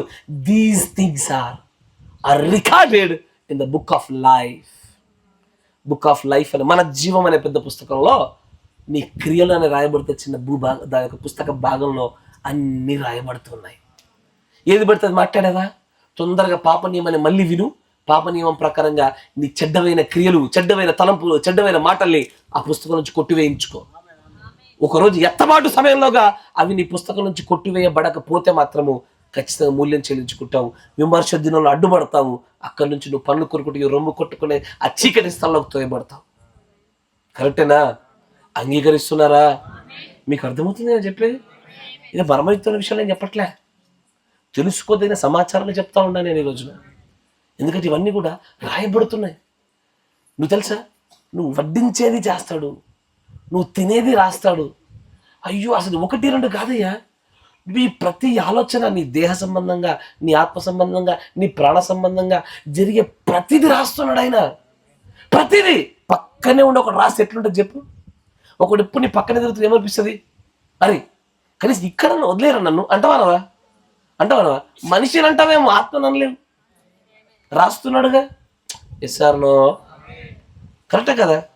ముఖ్యంగా ఒకరు చూసి అని తిప్పినా రాస్తాడు. ఏంటది గర్భషీడ్లో అన్న రాస్తాడు ఆయన. నీ తృణీకరణ ఎంత చిన్న స్థాయిలో ఉన్నా సరే, అంగీకరణ ఎంత చిన్న స్థాయిలో ఉన్నా సరే నమోదు చేస్తా ఉన్నాడు ఆయన. నాకు భయపడకు, సంఘానికి భయపడకు, వాక్యానికి భయపడు, ఆయనకు భయపడు. అన్నిటికంటే ప్రాముఖ్యంగా ఆ ధవల సింహాసనానికి భయపడు. ఎందుకంటే భూమి ఆకాశములే నిలబడలేనటువంటి ఉగ్రత అది. ఎందుకంటే కాన్స్టాంటైన్ చక్రవర్తి ఉన్నప్పుడు శ్రమలు వచ్చాయి, టైటస్ అనే రాజు ఉన్నప్పుడు శ్రమలు వచ్చాయి. గుర్తుందా? 7 పాత్రలు కుమ్మరించబడుతున్నప్పుడు వచ్చే శ్రమల్లో కూడా భూమి ఆకాశం నిలబడుతుంది. కానీ వీటన్నిటి సమయంలో వచ్చే ఉగ్రత కన్నా అత్యంత ఘోరమైన ఉగ్రత దినం అది. భూమి ఆకాశాలు మేము ఉండలేమని పారిపోతున్న సమయాలు, మేము తట్టుకోలేము, మేము నిలువుటకు, మేము నిలవబడ్డానికి కూడా స్థలం లేదని చెప్తున్న స్థలం అది. అక్కడ నేను నిలబడలేం కదా. మనం చేయగలిగేదల్లా ఒకటే, ఏంటయ్యా, తెలుసు తెలియక పొరపాట్లు జరుగుతున్న సందర్భంలో పాప నియమం చేత వెంటనే ఆ చెడ్డదైన వాటిని మనం వెంటనే ఎరేజ్ చేయించుకోవాలా, కొట్టివేయించుకోవాలా, మలిపించేసుకోవాలా, మంచి వాటిని నమోదు చేయించుకోవాలా. ఒక రోజున ఈ యొక్క బుక్ ఆఫ్ డీడ్స్లో క్రియల రూపకంగా రాయబడుతున్నాడు. ఈ పుస్తకంలో నిన్ను గుర్చి, నన్ను గుర్చి మంచి మాత్రమే అధికంగా రాయబడి అక్కడి నుంచి ముద్రణాదూతకు సమాచారం రావాలా, యూఎఫ్ఓ కనబడాలి, ముద్రించబడాలా. ఇది మన యొక్క గమ్యం. అలాగూ చేయబడలేదా? పుస్తకాలపైన అవగాహన లేదా? మనుషులు చూడట్లేదేమో. నాకు తెలియకుండా అయ్యా నువ్వు వెనకాల నువ్వు చేస్తున్న కార్యాలు నేను కాపరిగా కావాలి నేనే. ఈ భౌతికంగా కొన్ని విషయాల్లో నేను కాయలేకపోతున్నానేమో, నాకు తెలియకుండా అన్ని చోట్లకి వెళ్తున్నా ఆపలేను నేను. కానీ నాకు తెలియకుండా జరుగుతున్న విషయాలైనా సరే, తెలిసి జరుగుతున్న విషయాలైనా సరే ఆయనకు సమస్తము కనబడుతుంది. ఆయన ప్రధాన కాపరి. ఆ వాళ్ళు ఉండే పరిమాణాలు వేరు, ఆ దూతలు ఉండే పరిమాణాలు వేరు, మనం ఉండే పరిమాణాలు వేరు. వాళ్ళు ఉండే పరిమాణంలో చాలా శక్తివంతంగా, జ్ఞానవంతంగా భవిష్యత్ కాలాన్ని, భూత భవిష్యత్ కాలం అన్ని కాలంలో చూడగలిగే పరిమాణంలో ఉంటున్నారు వాళ్ళు. వాళ్ళ కంటికి ఏదో దృశ్యం ఏది కాదు. అందుకే దేవుడు ప్రవక్త అంటాడు, గాడ్ నెవర్ ఫర్గెట్స్. ఎన్నటికి మర్చిపోడు ఆయన, జ్ఞాపకం ఉంచుకోండి. తర్వాత మరొక చోట కూడా దేవుడి ప్రవక్త దీని గురించి రాస్తూ ఆయన అంటాడు, 62-1125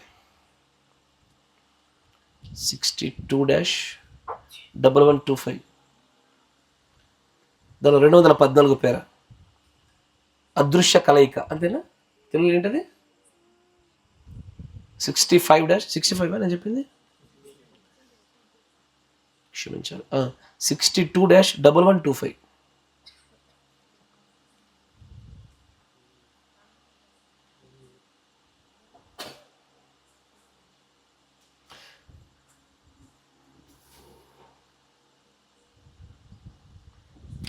65-1125 దాంట్లో 214 పేరు చూడండి. 214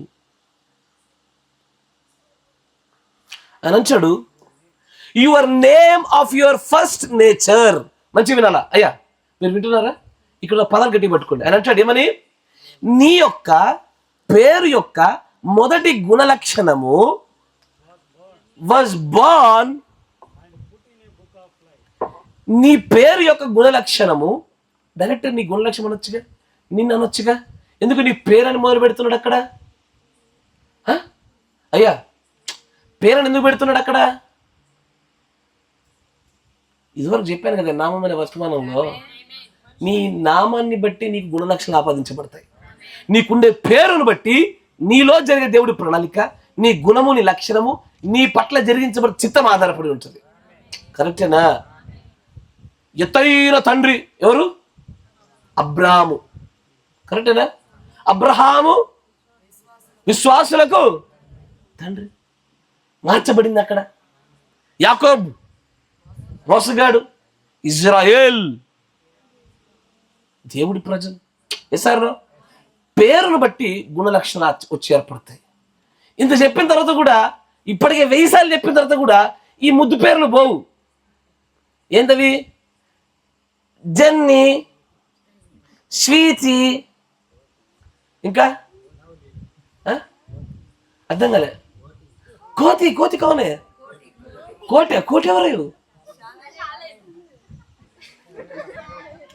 మాకే తెలియదు, ఇది రహస్యమైన పేరు ఇది. కోటి. ఇంకా ఆడి పేరు శ్యామ్. షమ్ గారిని కాస్త శ్యామ్ చేశారు. ఇంకేం ముద్దు పేర్లు? షమ్ము, గున్ను కౌనేరే, నున్ను, డున్ను. అరే డున్ను ఎవర్రా? ఎవరు? నేను చాలా వెనకబడ్డా మరి మీ విషయంలో, నాకే తెలియట్లే, చాలా వెనకాల ఉన్నా నేను. ఇంకేముంది ముద్దు పేర్లు?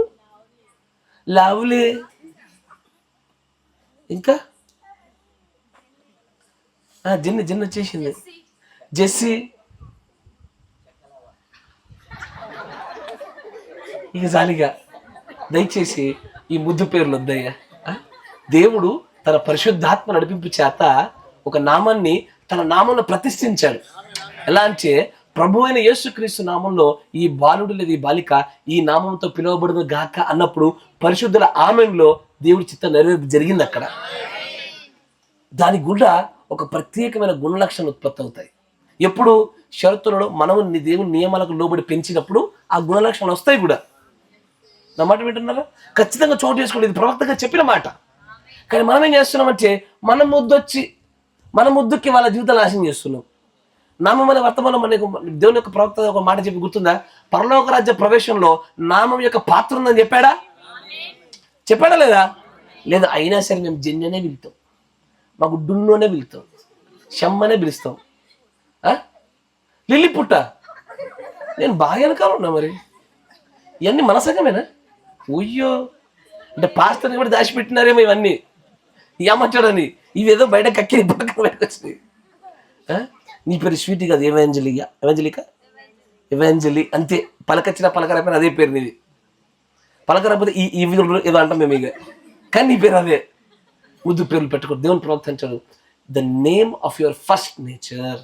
నీ నామం యొక్క గుణలక్షణము నీ యొక్క జీవ గ్రంథంలో పొందుపరచబడుతుంది అంటాడు ఆయన. పేరు పెట్టబడగానే అక్కడ ఏమైపోతుంది? ఇప్పుడు పీటర్ గారికి ఒక కుమార్తె పుట్టింది. చేశారు పేరు పెట్టగానే ఒక్కసారి ఆ పేరుతో అక్కడ ఏమైపోద్ది? ఆ జీవ గ్రంథంలో పేరు నమోదు చేయబడుతుంది. పేరు పెట్టగానే ప్రభు అయిన యేసుక్రీస్తు నామంలో ఈ నామాన్ని పెట్టుచున్నాం అనగానే టక్కనక్కడ నమోదు చేయబడతా ఉంటుంది. చేశారు తర్వాత చదువు అంటాడా, అండ్ ఆల్ యువర్ డీడ్స్, నీ క్రియలన్నీ అందులో రాయబడ్డాయి. అన్న మంచివి, చెడ్డవి, విమర్శ సహితమైనవి, వాక్యానుసారమైనవి అన్నీ దేవుడు వాక్యం ప్రకటించబడుచుండగా తృణీకరించింది రాయబడుద్ది. సర్వసత్యం ప్రకటించబడుతుండగా అంగీకరించింది రాయబడ్డది. వాక్య ప్రకారంగా గద్దించినప్పుడు లోబడినది రాయబడుతుంది. నిన్ను ఆదరణ కలిగించే మాట వల్ల ఆదరణ పొందుకోకుండా జారిపోయింది, రాయబడి. ఇది అదని కాదు, అన్నీ రాయబడతా ఉంటాయి.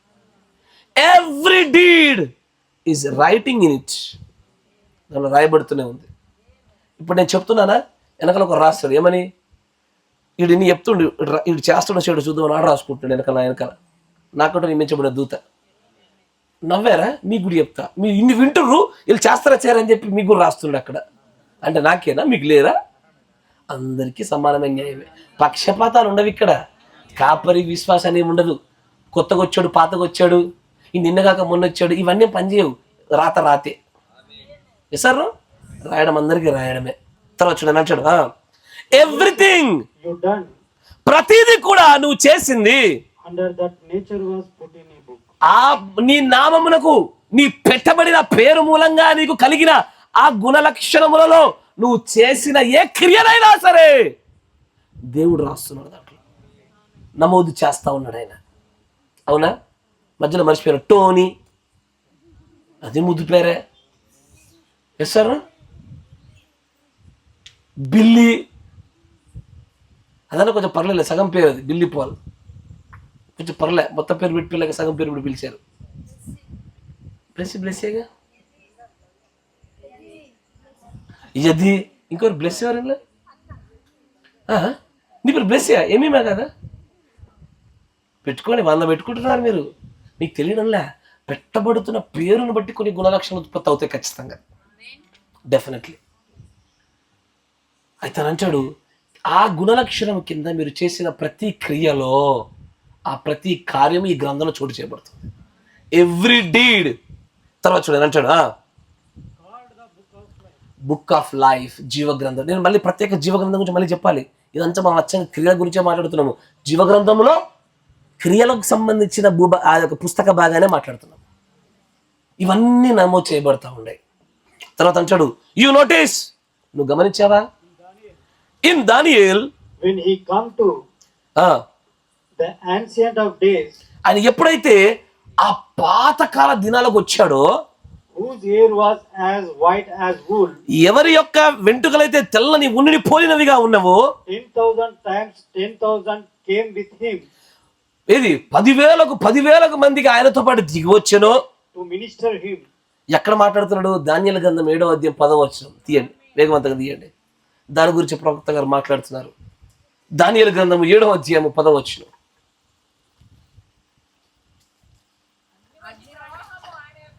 అగ్ని వంటి ప్రవాహము ఆయన యుద్ధ నుండి ప్రవహించుచుండెను. వేవేల కొలది ఆయనకు పరిచారకులుండిరి. కోట్ల కొలది మనుషులు ఆయన యుద్ధ నిలిచిరి కదా. ప్రకటన గ్రంథంలో చదివి అదే వాక్యం మళ్ళీ కనబడుతోంది. తీర్పు తీర్చుటకై కోట్ల మంది ఉండగా ఆ గ్రంథాలు తెరవబడుతున్నాయి. గ్రంథాలు దాని గురించి మాట్లాడుతూ మళ్ళీ కొటేషన్కి వచ్చేసి అని అంటాడు, 10,000 times and 10,000 times came with him to minister to him.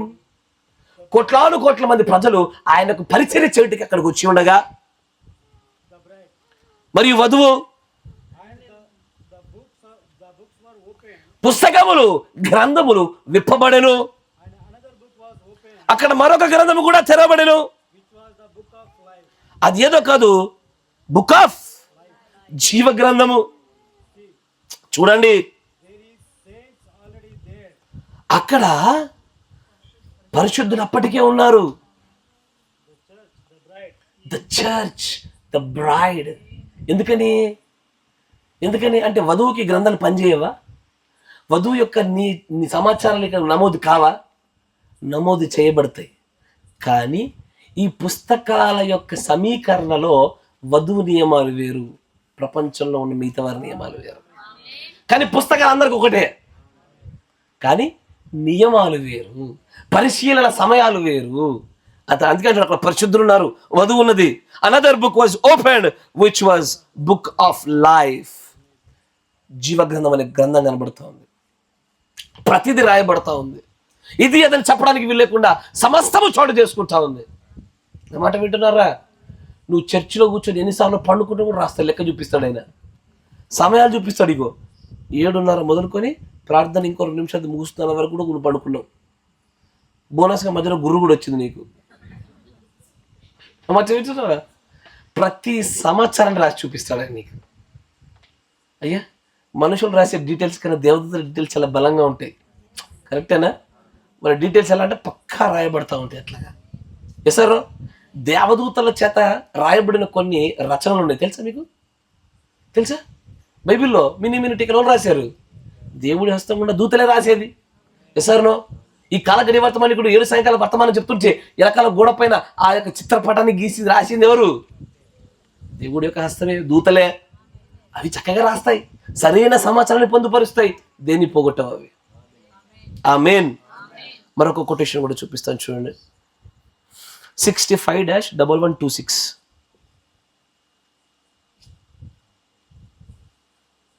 చూడండి, బహుశా పొరపాటు కాకపోతే దానిలో 22వ పేర గట్టిగా. అవునయ్యా, నువ్వు ఎలా మర్చిపోతావు? మనం అందరం కూడా మన క్రియలన్నిటిని సరిగ్గా చేసుకుందాం. ఎందుకంటే ఆ క్రియలన్నీ కూడా ఒక గ్రంథంలో ఉంటున్నాయి కాబట్టి. అంటాడు, జాగ్రత్త, ఎలా మర్చిపోతున్నారు మీరు? మన క్రియల్ని సరి చేసుకుందాం. ఎందుకంటే మన క్రియలన్నీ అది ఆ గ్రంథంలో రాయబడుతున్నాయి కనుక. తర్వాత A record that is to be played at the day of the judgment. ఆ పదం విన్నారా? ఆ పదం మంచిగా వినండి. A A record that is to be that played. is to be played అంటే ఏంటిది? అరే శాలం ఇట్రా, ఇగో ఉట్టే కన్నా కూర్చో, ఇట్రా అని చెప్పి పిలిచి, ఇగో నువ్వేం పని చేసినావు వాడికి మాత్రమే చూపించేది కాదు ఇది.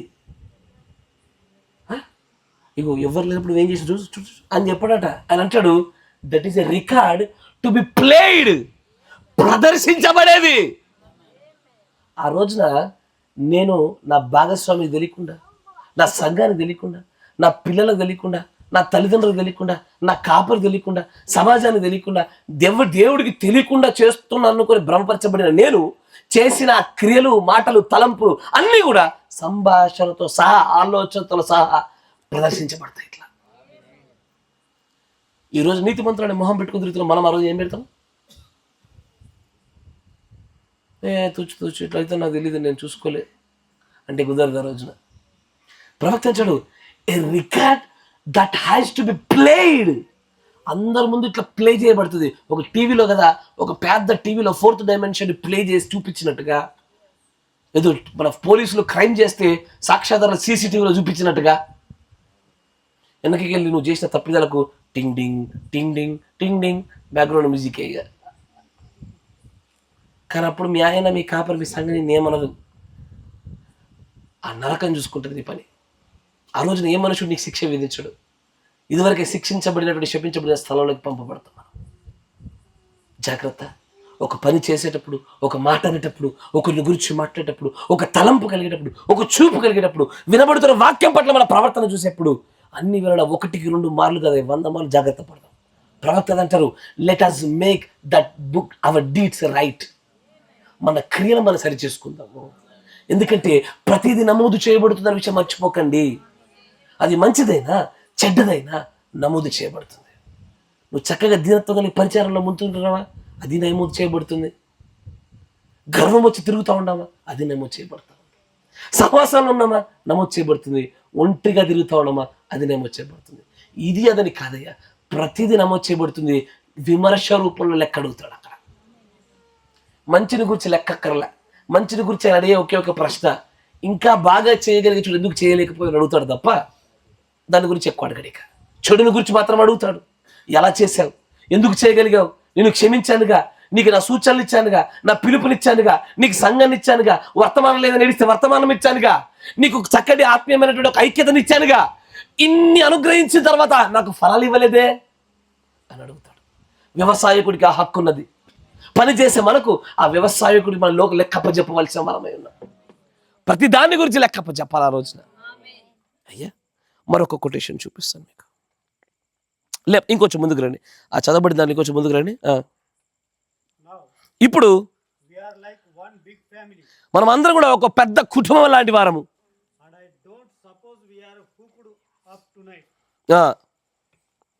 across the country. As I was preaching my message last night, సరే, మరొక కొటేషన్ కూడా ముందు చేయబోతుంది. చివరి ఒక కొటేషన్ ఇప్పించి ముగిచ్చేద్దాం, సమయాన్ని మరి ఎక్కువగా వాడుతున్నట్టు అయిపోయింది. 65-0822M 65-0822M. ఇక్కడ మనుష్యుల చేత రాయబడే పుస్తకాలకి దేవుడి చేత రాయబడుతున్న పుస్తకాలకు మధ్యలో వ్యత్యాసం చెప్తారు ప్రవక్త గారు. చూడండి, 98 పేర 65-0822M. now we notice ఇప్పుడు మనము గమనించినట్లయితే it makes it a book of God. It makes it a book of God and not a book of man. ఇది మీరు గమనిస్తే ఇది దేవుడి గ్రంథముగా మలచబడుతుంది, మనుష్యుడి గ్రంథము కాదు. If it was of man, ఒకవేళ ఇది మనుష్యుడి గ్రంథమే అయితే, now let us look how it would express మనుష్యుల చేత రాయబడిన గ్రంథం అయితే అది ఎలా కనబడుతుందో ఒకసారి దాన్ని వివరించి చూద్దాము అంటాడైనా. how it exposes sin of the man who wrote it. రాయబడుచున్న వ్యక్తిని బట్టి ఆ పాపాలు ఎలాగూ బహిర్గతం అవుతున్నాయో దాన్ని చూస్తే మనకు అర్థమవుతుంది అంటాడు. ముందు ఒక ఉదాహరణ చెప్తాడు, చూడండి. Notice గమనించండి, the men who lived in its day, ఎవరైతే వారి వారి దినాల్లో నివసించిన మనుషులు ఉన్నారో, Abraham, ఉదాహరణకి అబ్రహామును తీసుకుంటే for instance, he is called the father of the faithful. ఆయన విశ్వాసులకు తండ్రి అని పిలువబడ్డాడు. Notice how that, గమనించండి, అది ఎలాగూ do you think Abraham would have wrote this book on himself? మీకు అనిపిస్తుందా అబ్రహాము తన ఒక గ్రంథము తనకు నచ్చినట్టుగా రాయగలిగేవాడని? Of his own cowardliness, అతని యొక్క పిరికి పంద తత్వము, అతని శక్తి లేని తత్వాన్ని గురించి అతను రాసి ఉండేవాడా? అతను ఎంతగా ఫెయిల్ అయ్యాడో తన చాతగాని తనని గురించి అతను రాసి ఉండేవాడా? తర్వాత అంటాడు, how చూడండి, you think he would have wrote that he lied to the king that morning? ఒకవేళ అబ్రహామే తనను గురించి ఒక గ్రంథం రాసుకునేవాడైతే ఆ రాజుకి తన భార్యను పట్టుకుని చెల్లె అని చెప్పినటువంటి అబద్ధాన్ని గురించి ఏమని రాసేవాడు? ఈ రోజున మనం కూడా ఏదైనా స్టోరీ చెప్పాలనుకో, నా దగ్గరికి చాలామంది వస్తారు వాళ్ళ వ్యక్తిగత సమస్యలు చెప్పుకోవడానికి. అది ఎట్లుంటుంది తెలుసా?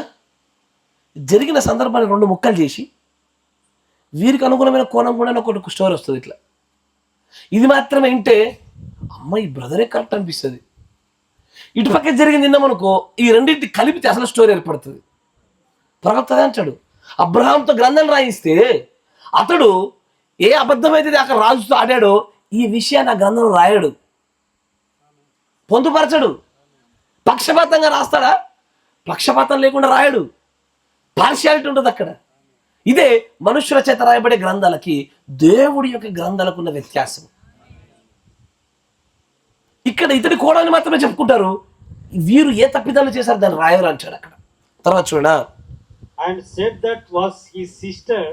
ఆయన తన భార్యను పెట్టుకొని తన చెల్లి అని చెప్పినటువంటి మార్గాన్ని ఆ కార్యాన్ని చూస్తే తానే గ్రంథాన్ని రాయవలసి వచ్చిన చోట అతను రాయకపోయేవాడు, దాన్ని దాచిపెడతాడు.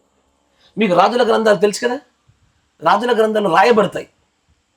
రాజులు తమ దగ్గర ఉండేటువంటి మంత్రుల చేత వారి చరిత్ర గ్రంథాలు రాయిస్తారు. వాళ్ళ చెడ్డ క్రియలు ఉండవు దాంట్లో, వారి తప్పుడు కార్యాలు ఉండవు, వారి తప్పుడు నిర్ణయాలు ఉండవు, వారి పాపపు పనులు దేవుడి చేత పొందిన శిక్షలు ఉండవు. కరెక్టేనా? కరెక్టే కదా? అరే ఎస్ సార్, మీరు ఎప్పుడన్నా క్రైస్తవులు కలవండి, మా సాక్ష్యం చెప్తానని చెప్పి మెల్లగా మొదలు పెడతారు. మధ్యలో ఎక్కడైనా పాపాలు ఉండవు, ఎక్కడ ఉండవు. కరెక్టేనా? ఎక్కడైనా సాక్ష్యంలో పాపాలు ఉండవు.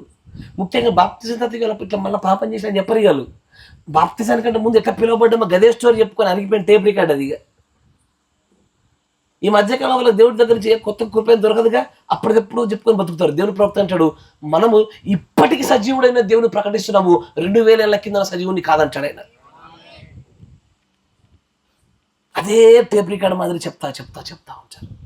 వారికి సంబంధించిన కోణమే మాట్లాడుతూ ఉంటారు. కానీ దేవుడి గ్రంథాలలో ఉండవంటాడు. దేవుడి రాయబడిన గ్రంథాల్లో నీ మంచికి ఎంత ప్రాధాన్యత ఉంటుందో చెడుకు అంతే ప్రాధాన్యత ఉంటుంది. ఏ విషయం తప్పిపోదు, ప్రతిదీ నమోదు చేయబడతా ఉంటుంది. తర్వాత అంటారు చూడండి అక్కడ, Would it write of his cowardly deeds that he done?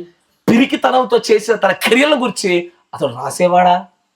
తన చేతగానితనాన్ని బట్టి తను రాసేవాడా? ఆయన ఎన్నటికీ అలాగూ చేయలేకపోయేవాడు. మనుషుల గ్రంథాలకి దేవుడి గ్రంథాలకి అంత వ్యత్యాసం ఉంది. మనుషులు మర్చిపోతారు. మనుషులు పట్టించుకోరు. మనుషులు కొంచెం ప్రేమ చూపేగానే ఇదివరకు చేసిన నష్టాన్ని పోలీలు అంటారు. కానీ దేవుడు అలా చేయడు కదా. ఇప్పుడు గట్టి లాగి పెట్టి కొట్టి 2 చాక్లెట్లు ఇస్తే అన్న అంటారు వీళ్ళు.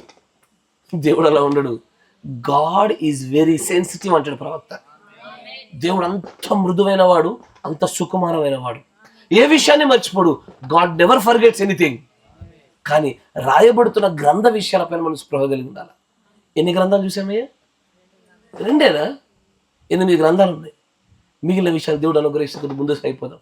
నేను మీకు ఇచ్చిన ప్రేమపూర్వక సలహా ఒకటే, మీ పైన ఎల్లవేళలా ఖచ్చితమైనటువంటి దూతలు ఉన్నారు. లెక్క రాస్తున్నారు, మంచి రాస్తున్నారు, చెడు రాస్తున్నారు, మీ చూపు రాస్తున్నారు, మీ తలంపులు రాస్తున్నారు, మీ విధేయత అవిధేయత, మీ క్రమాలు, మీ భక్తి, మీ ప్రార్థన, మీ సమస్తాన్ని కూడా లెక్కలో రాస్తూ ఉన్నాడు. రాయబడుచుండగా మీ మంచి మాత్రమే నమోదవునట్లుగా మనల్ని మనం ప్రవక్త చెప్తుండగా let us make our deeds right. మన క్రియలను సరి చేసుకుందాము. God bless you. దేవుడు దీవించును గాక. మోకరించండి, ప్రార్థన చేసుకుందాం. మన మధ్యలో ఉన్న సహోదరులు సమీర్ బ్రదర్ గారు చెప్పబడిన వాక్యం మనందరం కూడా కార్యం జరుగులాగా ప్రార్థన చేద్దాం. స్తోత్రం స్తోత్రం స్తోత్రం స్తోత్రం. పరిశుద్ధాత్ముడా స్తోత్రం స్తోత్రం స్తోత్రం.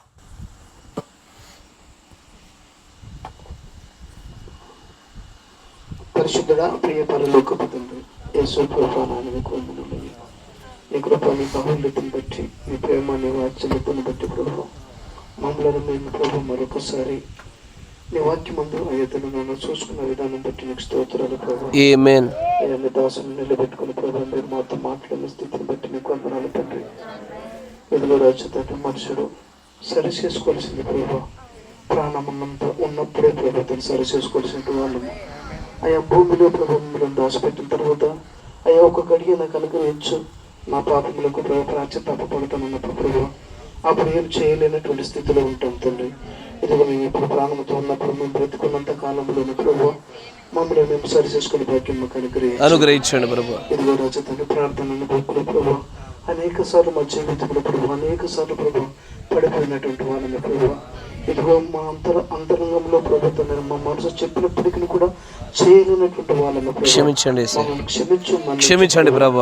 ఇది మొదలుకొని మా జీవితంలో ప్రభు ఏ గడియలు ఏ సమయంలో అయ్యా ప్రభుత్వం అంటాడు గంటకు ప్రభుత్వం నీ సన్నిధిలో మోకరించి మమ్మల్ని మేము సరి చేసుకోవడానికి ప్రభుత్వం నేను మోకలు ఉన్నామని అయ్యా ప్రభుత్వం చెప్పాను. ఆయన స్తోత్రం.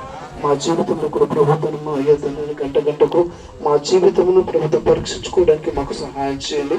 ప్రార్థన పూర్వకంగా ప్రభు నీ సన్నిధిలో ఉండే భాగ్యం మాకు అనుగ్రహించండి. అయ్యా ప్రభు అయ్యా అనేక సార్లు ప్రభుత్వం మేము ప్రార్థన ఎదుగు అయ్యా శరీర బలహీనతతోటి కూడా ప్రభుత్వం మేము ప్రార్థన చేసుకోలేనట్టు వాళ్ళని అయ్యా తను నేను నమ్మకం క్షమించు మన్నించు మన ప్రార్థన ప్రభు. అయ్యా ప్రభు మీరు ఇచ్చినటువంటి హెచ్చరికను బట్టి నీకు స్తోత్రాలు ప్రభు. మా జీవితాన్ని సరి చేసుకుని భాగ్యం మాకు అనుగ్రహించండి. అయ్యా పరలోకపు తండ్రి, యేసు నీకు స్తోత్రాలు ప్రభు. మమ్మల్ని ప్రేమించేది ప్రభు శారీరకంగాను కూడా ప్రభుత్వం నేను దేహ రూపకంగాను ప్రభు అనేక సార్లు మేము పడి చెడిపోయినటువంటి వాళ్ళని ప్రభు మమ్మల్ని క్షమించు మన్నించు క్షమించండి ప్రభు. క్షమించండి. మమ్మల్ని సరి చేసుకోవడానికి ఇంత మంచి సమయము అనుగ్రహించిన విధానం బట్టి నీకు స్తోత్రాలు. అయ్యా సరి చేసుకోవడానికి కదా మమ్మల్ని సశువుగా ఉంచావు. సరి చేసుకునే భాగ్యం మాకు అనుగ్రహించండి. అయ్యా సహాయం చేయండి.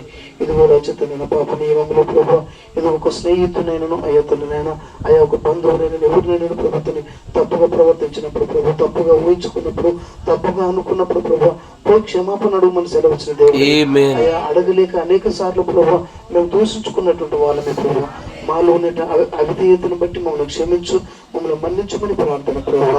అయా పరలోక రోజు సాహసంను బట్టి కూడా అయ్యా తండ్రి అనేది ప్రభు సాహసంలో ప్రభు శరీరకి సాహసం కలిగి ఉండలేకపోయినా ప్రభు అయ్యా మమ్మల్ని క్షమించమని ప్రార్థన ప్రభు. మమ్మల్ని మన్నించమని ప్రార్థన ప్రభు. ఇదిగో గ్రంథాలు ఎన్ని రకాలు ఉన్నాయో ప్రభు ఏ గ్రంథాలు ఉన్నాయో ప్రభుత్వనైనా మీరు మా ముందుంచినటువంటి స్థితిని బట్టి నీకు స్తోత్రాలు ప్రభు. అయ్యా కఠినమైనటువంటి హృదయాలను మమ్మల్ని దూరపరచమని ప్రార్థన. మాంసపు హృదయాన్ని అయ్యా తను సరి చేసుకుని అయ్యా ఈ ప్రాణంతో ఉన్నప్పుడే ప్రభు మేము సరి చేసుకోవాల్సిన వాళ్ళము. అయ్యా ప్రాణం గతించిందంటే ప్రభు అది మా వల్ల కాదు ప్రభు. అయ్యా తూర్పు దినము అయ్యా ఉగ్రత దినమప్పుడు ఆ భూమి ఆకాశము గతించినప్పుడు ప్రభు తను గజగజనికినప్పుడు మేము ఏ పాటు వాళ్ళం ప్రభు. ఇదిగో తుమ్ము తూలి లాంటి వాళ్ళము ఎండిపోయినట్టు గడ్డిపూస లాంటి వారము మేము ఎక్కడ నిలబడగలుగుతాం తండ్రి. అయ్యా ఒక్కసారి మమ్మల్ని జ్ఞాపకం ఉంచుకుంటండి. ఇదిగో ఇప్పుడు ప్రాణంతో ఉన్నప్పుడు ప్రభు మేము సరి చేసుకునే భాగ్యం కానీ అనుగ్రహించమని ప్రార్థన ప్రభు. మంచి వర్తమానం అనుగ్రహించావు, నీకు స్తోత్రం. మా జీవితంలో ఇదిగో ప్రాణము ఉన్నంత వరకు ప్రభు, ఈ భూమి మీద ప్రాణం ఉన్నంత వరకు ప్రభు మేము సరి చేసుకుని నీలో అయ్యా తన ముందుకు సాగిపోయే భాగ్యం కలగజేయండి. మాకు నీ కుటుంబానికి అనుగ్రహించమని ప్రార్థన ప్రభు. దయన తండ్రి, నాయన దూరభారం ఎరిగినట్టు దేవుడివి నాయన, ఇదిగో నిన్ను ప్రేమించి ప్రభు తన ఆశపడేటువంటి ప్రాణాన్ని తృప్తిపరుస్తూ సెలవిచ్చిన దేవుడివి నాయన. వారు ఏదైతే ఆశపడ్డారో ప్రభు అయ్యా తనను వెరిగినటువంటి దేవుడివి నాయన, స్తోత్రం. మా గ్రంథంలో ప్రభు ఇదిగో తల్లి గర్భం రూపింపబడక ముందే నీ గ్రంథంలో ప్రభు తనలో లిఖింపబడే అని సెలవిచ్చిన దేవుడు. వాటి ప్రకారం బ్రతకడానికి మాకు సహాయం చేయండి. అనేక రకాలుగా ప్రభుత్వం మా జీవితంలో ఇదిగో మాకిచ్చిన వరాలను కూడా ప్రభు సరైనటువంటి స్థితిలో ఉంచలేనటువంటి వాళ్ళం ప్రభు. మమ్మల్ని క్షమించము, మన్నించమని ప్రార్థన ప్రభు. మాకు ఏది వరం ఇచ్చావో ప్రభు ఆ వరాన్ని కూడా గుర్తిరగలేనటువంటి వాళ్ళం ప్రభు.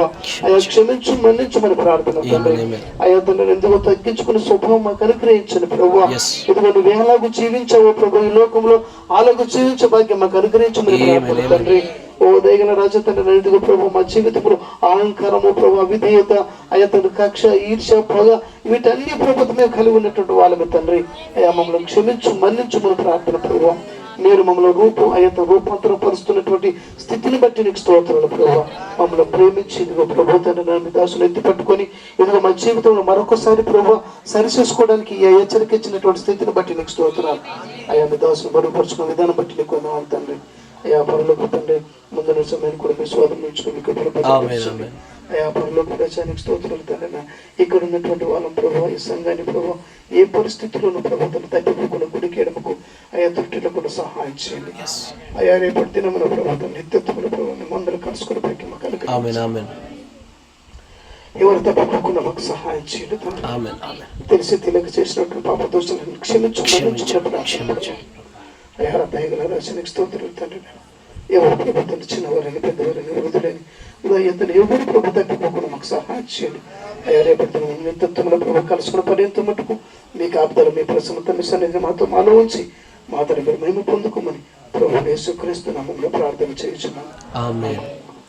సర్వశక్తి సంపన్నుడు కృపామయుడ, మా ప్రియ సహోదరుడు చేసిన ఆ ప్రార్థనతో సంగముగా మేమందరం ఏకీభవించున్నాము. అవును తండ్రి, ఆ గ్రంథాలు రాయబడుచుండగా మేలైనటువంటి సమాచారాలతో మా యొక్క జీవితాలు ఉండేలాగున ప్రవక్త ఏ విధంగా చెప్పి ఉన్నారో ఇదిగో మన క్రియలను సరిచేసుకుందామని చెప్పినట్టుగానే దయచేసి ప్రభు అలాంటి ఒక సంకల్పం చేత ఇది మొదలుకొని మా చూపుల్ని, మా తలంపుల్ని, మా ఆలోచనల్ని, మా సంభాషణల్ని, మా మాటల్ని సమస్తాన్ని కూడా ప్రభు నియంత్రించి మంచిది మాత్రమే రాయబడినటువంటి రీతిలో మా ప్రవర్తనలు మీరు మార్చండి ప్రభు. దయచేసి నాయన ఈ కుటుంబాన్ని కూడా మీ దయగల స్థలకప్ప చెప్పుకుంటున్నాను. ఈ కుటుంబము నీ యొక్క వాక్యం ప్రకటించబడాలని, నీ వాక్యం చేత నీ పరిశుద్ధంలో కొత్త సమకూర్చబడినప్పుడు నాయన నీవే శిరస్సుగా దిగొచ్చి నియంత్రించబడుచుండగా దానికి పరిచారం చేయాలనే కోరిక కలిగి ఉండగా దయచేసి వీరి యొక్క మనవులను కూడా ఒకసారి జ్ఞాపకం చేసుకుంటాం. సహోదరుడి యొక్క కుటుంబానికి ప్రభు అయిన యేసుక్రీస్తు నామములో శాంతి సమాధానములు కలుగునుగాక. ఈ కుటుంబంలో సమాధాన కర్తలు ఉందురుగాక. ఆయన ఈ కుటుంబం యొక్క భవిష్యత్ కార్యాచరణ విషయంలో, సహోదరు యొక్క జీవనోపాధి విషయంలో, వీరు భక్తిలో ఎదుగుట విషయంలో ఆయన మనుషులను ఈ ఇక్కడ ఉండేటువంటి ఏ ఒక్క వ్యక్తిని కనుక చూడకుండా కేవలం నిన్ను మాత్రమే చూస్తూ నీవు మాత్రమే గురిగా నిలబడి నీ కోసం మాత్రం పరిగెత్తబెట్టే ప్రభా ఒక గొప్ప పరుగు పందంలో మీరు నిలబెట్టమని ప్రార్థిస్తూ ఉన్నాను. నాయన వీరిద్దరి పిల్లలను కూడా మీరు జ్ఞాపకం చేసుకోండి. వారు నీ కృపలో, నీ దయలో వారు ఎదుగులాగిన సహాయం దయచేయండి. వీరి యొక్క ఆరోగ్య సమస్యలేమి, వీరి ఆత్మ సంబంధమైన లోటులనేమి, ఇక్కడ నాయన వాక్య విరుద్ధమైనటువంటి ఏ కార్యములను, ఏ తలంపులను వాటన్నిటి దూరపరచమని ప్రార్థిస్తాను. వీరి గృహం చుట్టూ మీరు కంచె వేయండి ప్రభు. మీరు సహాయం దయచేయండి నాయన. నీ యొక్క వాక్యములో వీరు బలవంతులుగా తీర్చబడులాగిన, మలచబడులాగిన వీరిని ఒక్కసారి మీరు జ్ఞాపకం చేసుకోండి. అంతేకాకుండా వీరు పిలిచిన పిలుపునేమి, వీరు ఏర్పాటు చేసిన ఏర్పాట్లను బట్టి నాయన తయారు చేసినటువంటి సమస్త పదార్థాలను బట్టి వీరికి తగిన ప్రతిఫలాన్ని దయచేయండి. ఇవన్నీ కూడా రాయబడుతున్న విషయాన్ని మేము గమనిస్తూ ఉన్నాము. కృపగల దేవ, జరగనై ఉన్న ప్రేమ విందులో కూడా తోడుగా ఉంది. కుమారుడు యొక్క భవిష్యత్తు యొక్క జీవనోపాధి సంబంధమైన కార్యాల్లో కూడా ఒక గొప్పదైన బలమైన మార్గాన్ని మీరు తెరవండి ప్రభు. కృప చూపండి ప్రభు. అనేకులు ఎదుట సాక్షార్థమైన జీవితాలు ఈ కుటుంబానికి మీరు కలగచేయండి ప్రభు. అంతేకాకుండా కూలి వచ్చినట్టు నీ ప్రియమైన పిల్లలు ఎంతో ప్రయాసంతో వచ్చి ఉన్నారు నాయన. నీ మాటలు వినాలని ఆశపడి వచ్చారు ప్రభు. నీ మాటల చేత జీవాన్ని పొందాలని ఆశపడ్డారు ప్రభు. నాయన మనుషుల ప్రదర్శన కోసం మీరు రాలేదు నాయన. మనుషులకు కనపరుచుకోవాలను ఆహార పదార్థాల కోసం వచ్చిన వారు కాదు నాయన. వీరు నీ కోసం వచ్చారు ప్రభు. నిన్ను ఎంతగానో ఇష్టపడి నిన్ను ప్రేమిస్తున్నారు కనుక ఈ క్రియలను కూడా మీరు రాయమని ప్రార్థిస్తా ఉన్నాను. వీరికి తగిన ప్రతిఫలాలను అనుగ్రహించండి. వీరు తిరిగి చేసే ప్రయాణాల్లో కూడా నీ కాపుదల భద్రతను అనుగ్రహించండి ప్రభు. వీరి పిల్లలను కాపాడండి నాయన. ప్రవచన నెరవేర్పులు జరుగుతూ ఉండగా, కాలం అత్యంత సమీపం అవుతుండగా వీరు అత్యంత తొందరగా ప్రభువ పరిపూర్ణ స్థాయికి చేరులాగున ఇక్కడ ఉన్నటువంటి ప్రతి కుమారుని కుమార్తెను మీరు జ్ఞాపకం చేసుకోండి. ఈ మాటల వల్ల అనేకులకు గాయం కలిగినను వీరు మహోన్నత కళాఖండంగా మలచబడే భాగ్యం దయచేయండి ప్రభువ. ఈ యొక్క మైక్ గుండా ఎంతమంది అయితే ఈ యొక్క స్వరాన్ని విన్నారో వారిని కూడా మీరు ఆశీర్వదించండి. వారి కుటుంబాలను మీరు ఆశీర్వదించండి. వారిలో ఉన్నటువంటి ప్రతి విధమైన లోటుని సమస్తాన్ని మీరు సరిచేయండి ప్రభు. మీరే నీ ఆత్మచేత ప్రతి ఒక్కరిని నీ కుమారులుగా నీ కుమార్తెగా పిలుచుచుండగా నీ హస్తాన్ని పట్టుకోగలిగేటువంటి ప్రత్యక్షత వారి దయచేయండి ప్రభు. కృప చూపండి. జరగనైన ప్రేమ విధులు కూడా తోడుగా ఉండమని నాయన. మీలో గొప్పవాడు ఎవడు? భోజన పంక్తిలో కూర్చుండేవాడా లేదా పరిచారం చేయవాడా అన్నారు నాయన. అవును ప్రభా, మేము గొప్పవారం కాదు నాయన, అల్పులము అయోగ్యులము. మాకంటే మా ఎదురుగా ఉన్నవారే గొప్పవారు తండ్రి. అలాంటి ఒక దీనత్వమైనటువంటి ఒక పరిస్థితిలో ఈ సహవాసాన్ని నీ శక్తి చేత నీవు సాక్తమిచ్చుకున్న వీరిని అత్యంత బలంగా మీరు కట్టమని ప్రార్థిస్తాం. మనుషుల చేత నీ కోలైతుల క్రియల చేత కట్టబడకూడదు ప్రభు. కేవలం ప్రభు నీ పరిశుద్ధాత్మే వీరి మధ్యలో ఒక సిమెంట్ లాగా పనిచేసే కార్యం దయచు. కృప చూపండి, బలపరచండి ఆయన. పరిచారం చేస్తున్న పిల్లలను కూడా మీరు జ్ఞాపకం చేసుకోండి. అనేకమైన ఆత్మల చేత దాడి చేయబడుతున్న ఈ యవ్వనస్తుల ఈ తరానికి గొప్పదైన శక్తిని మీరు దయచేయండి ప్రభు. కొదువగా ఉన్న మా ప్రార్థనలు మీరు క్షమించండి. ఈ యవ్వనస్తులను యోసేపు నిలబెట్టినట్టుగా బలంగా మీరు నిలబెట్టండి ప్రభు. ప్రతి శోధనను జయించినట్లుగా, ప్రతి పాపమును ప్రభు ఎదిరించినట్లుగా వీరిని బలవంతులుగా మలచమని ప్రార్థిస్తాను.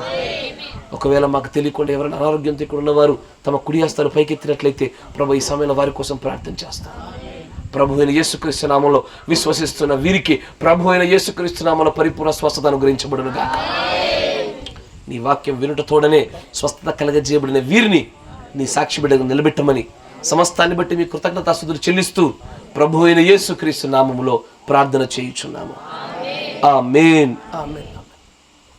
Praise the Lord. God bless you. దేవుడు మిమ్మల్ని అందరూ దీవించును గాక. మీ గ్రంథంలో అత్యధికమైన మంచి పేర్లు మాత్రం రాయించుకోమని నా ప్రేమపూర్వకమైన సలహా.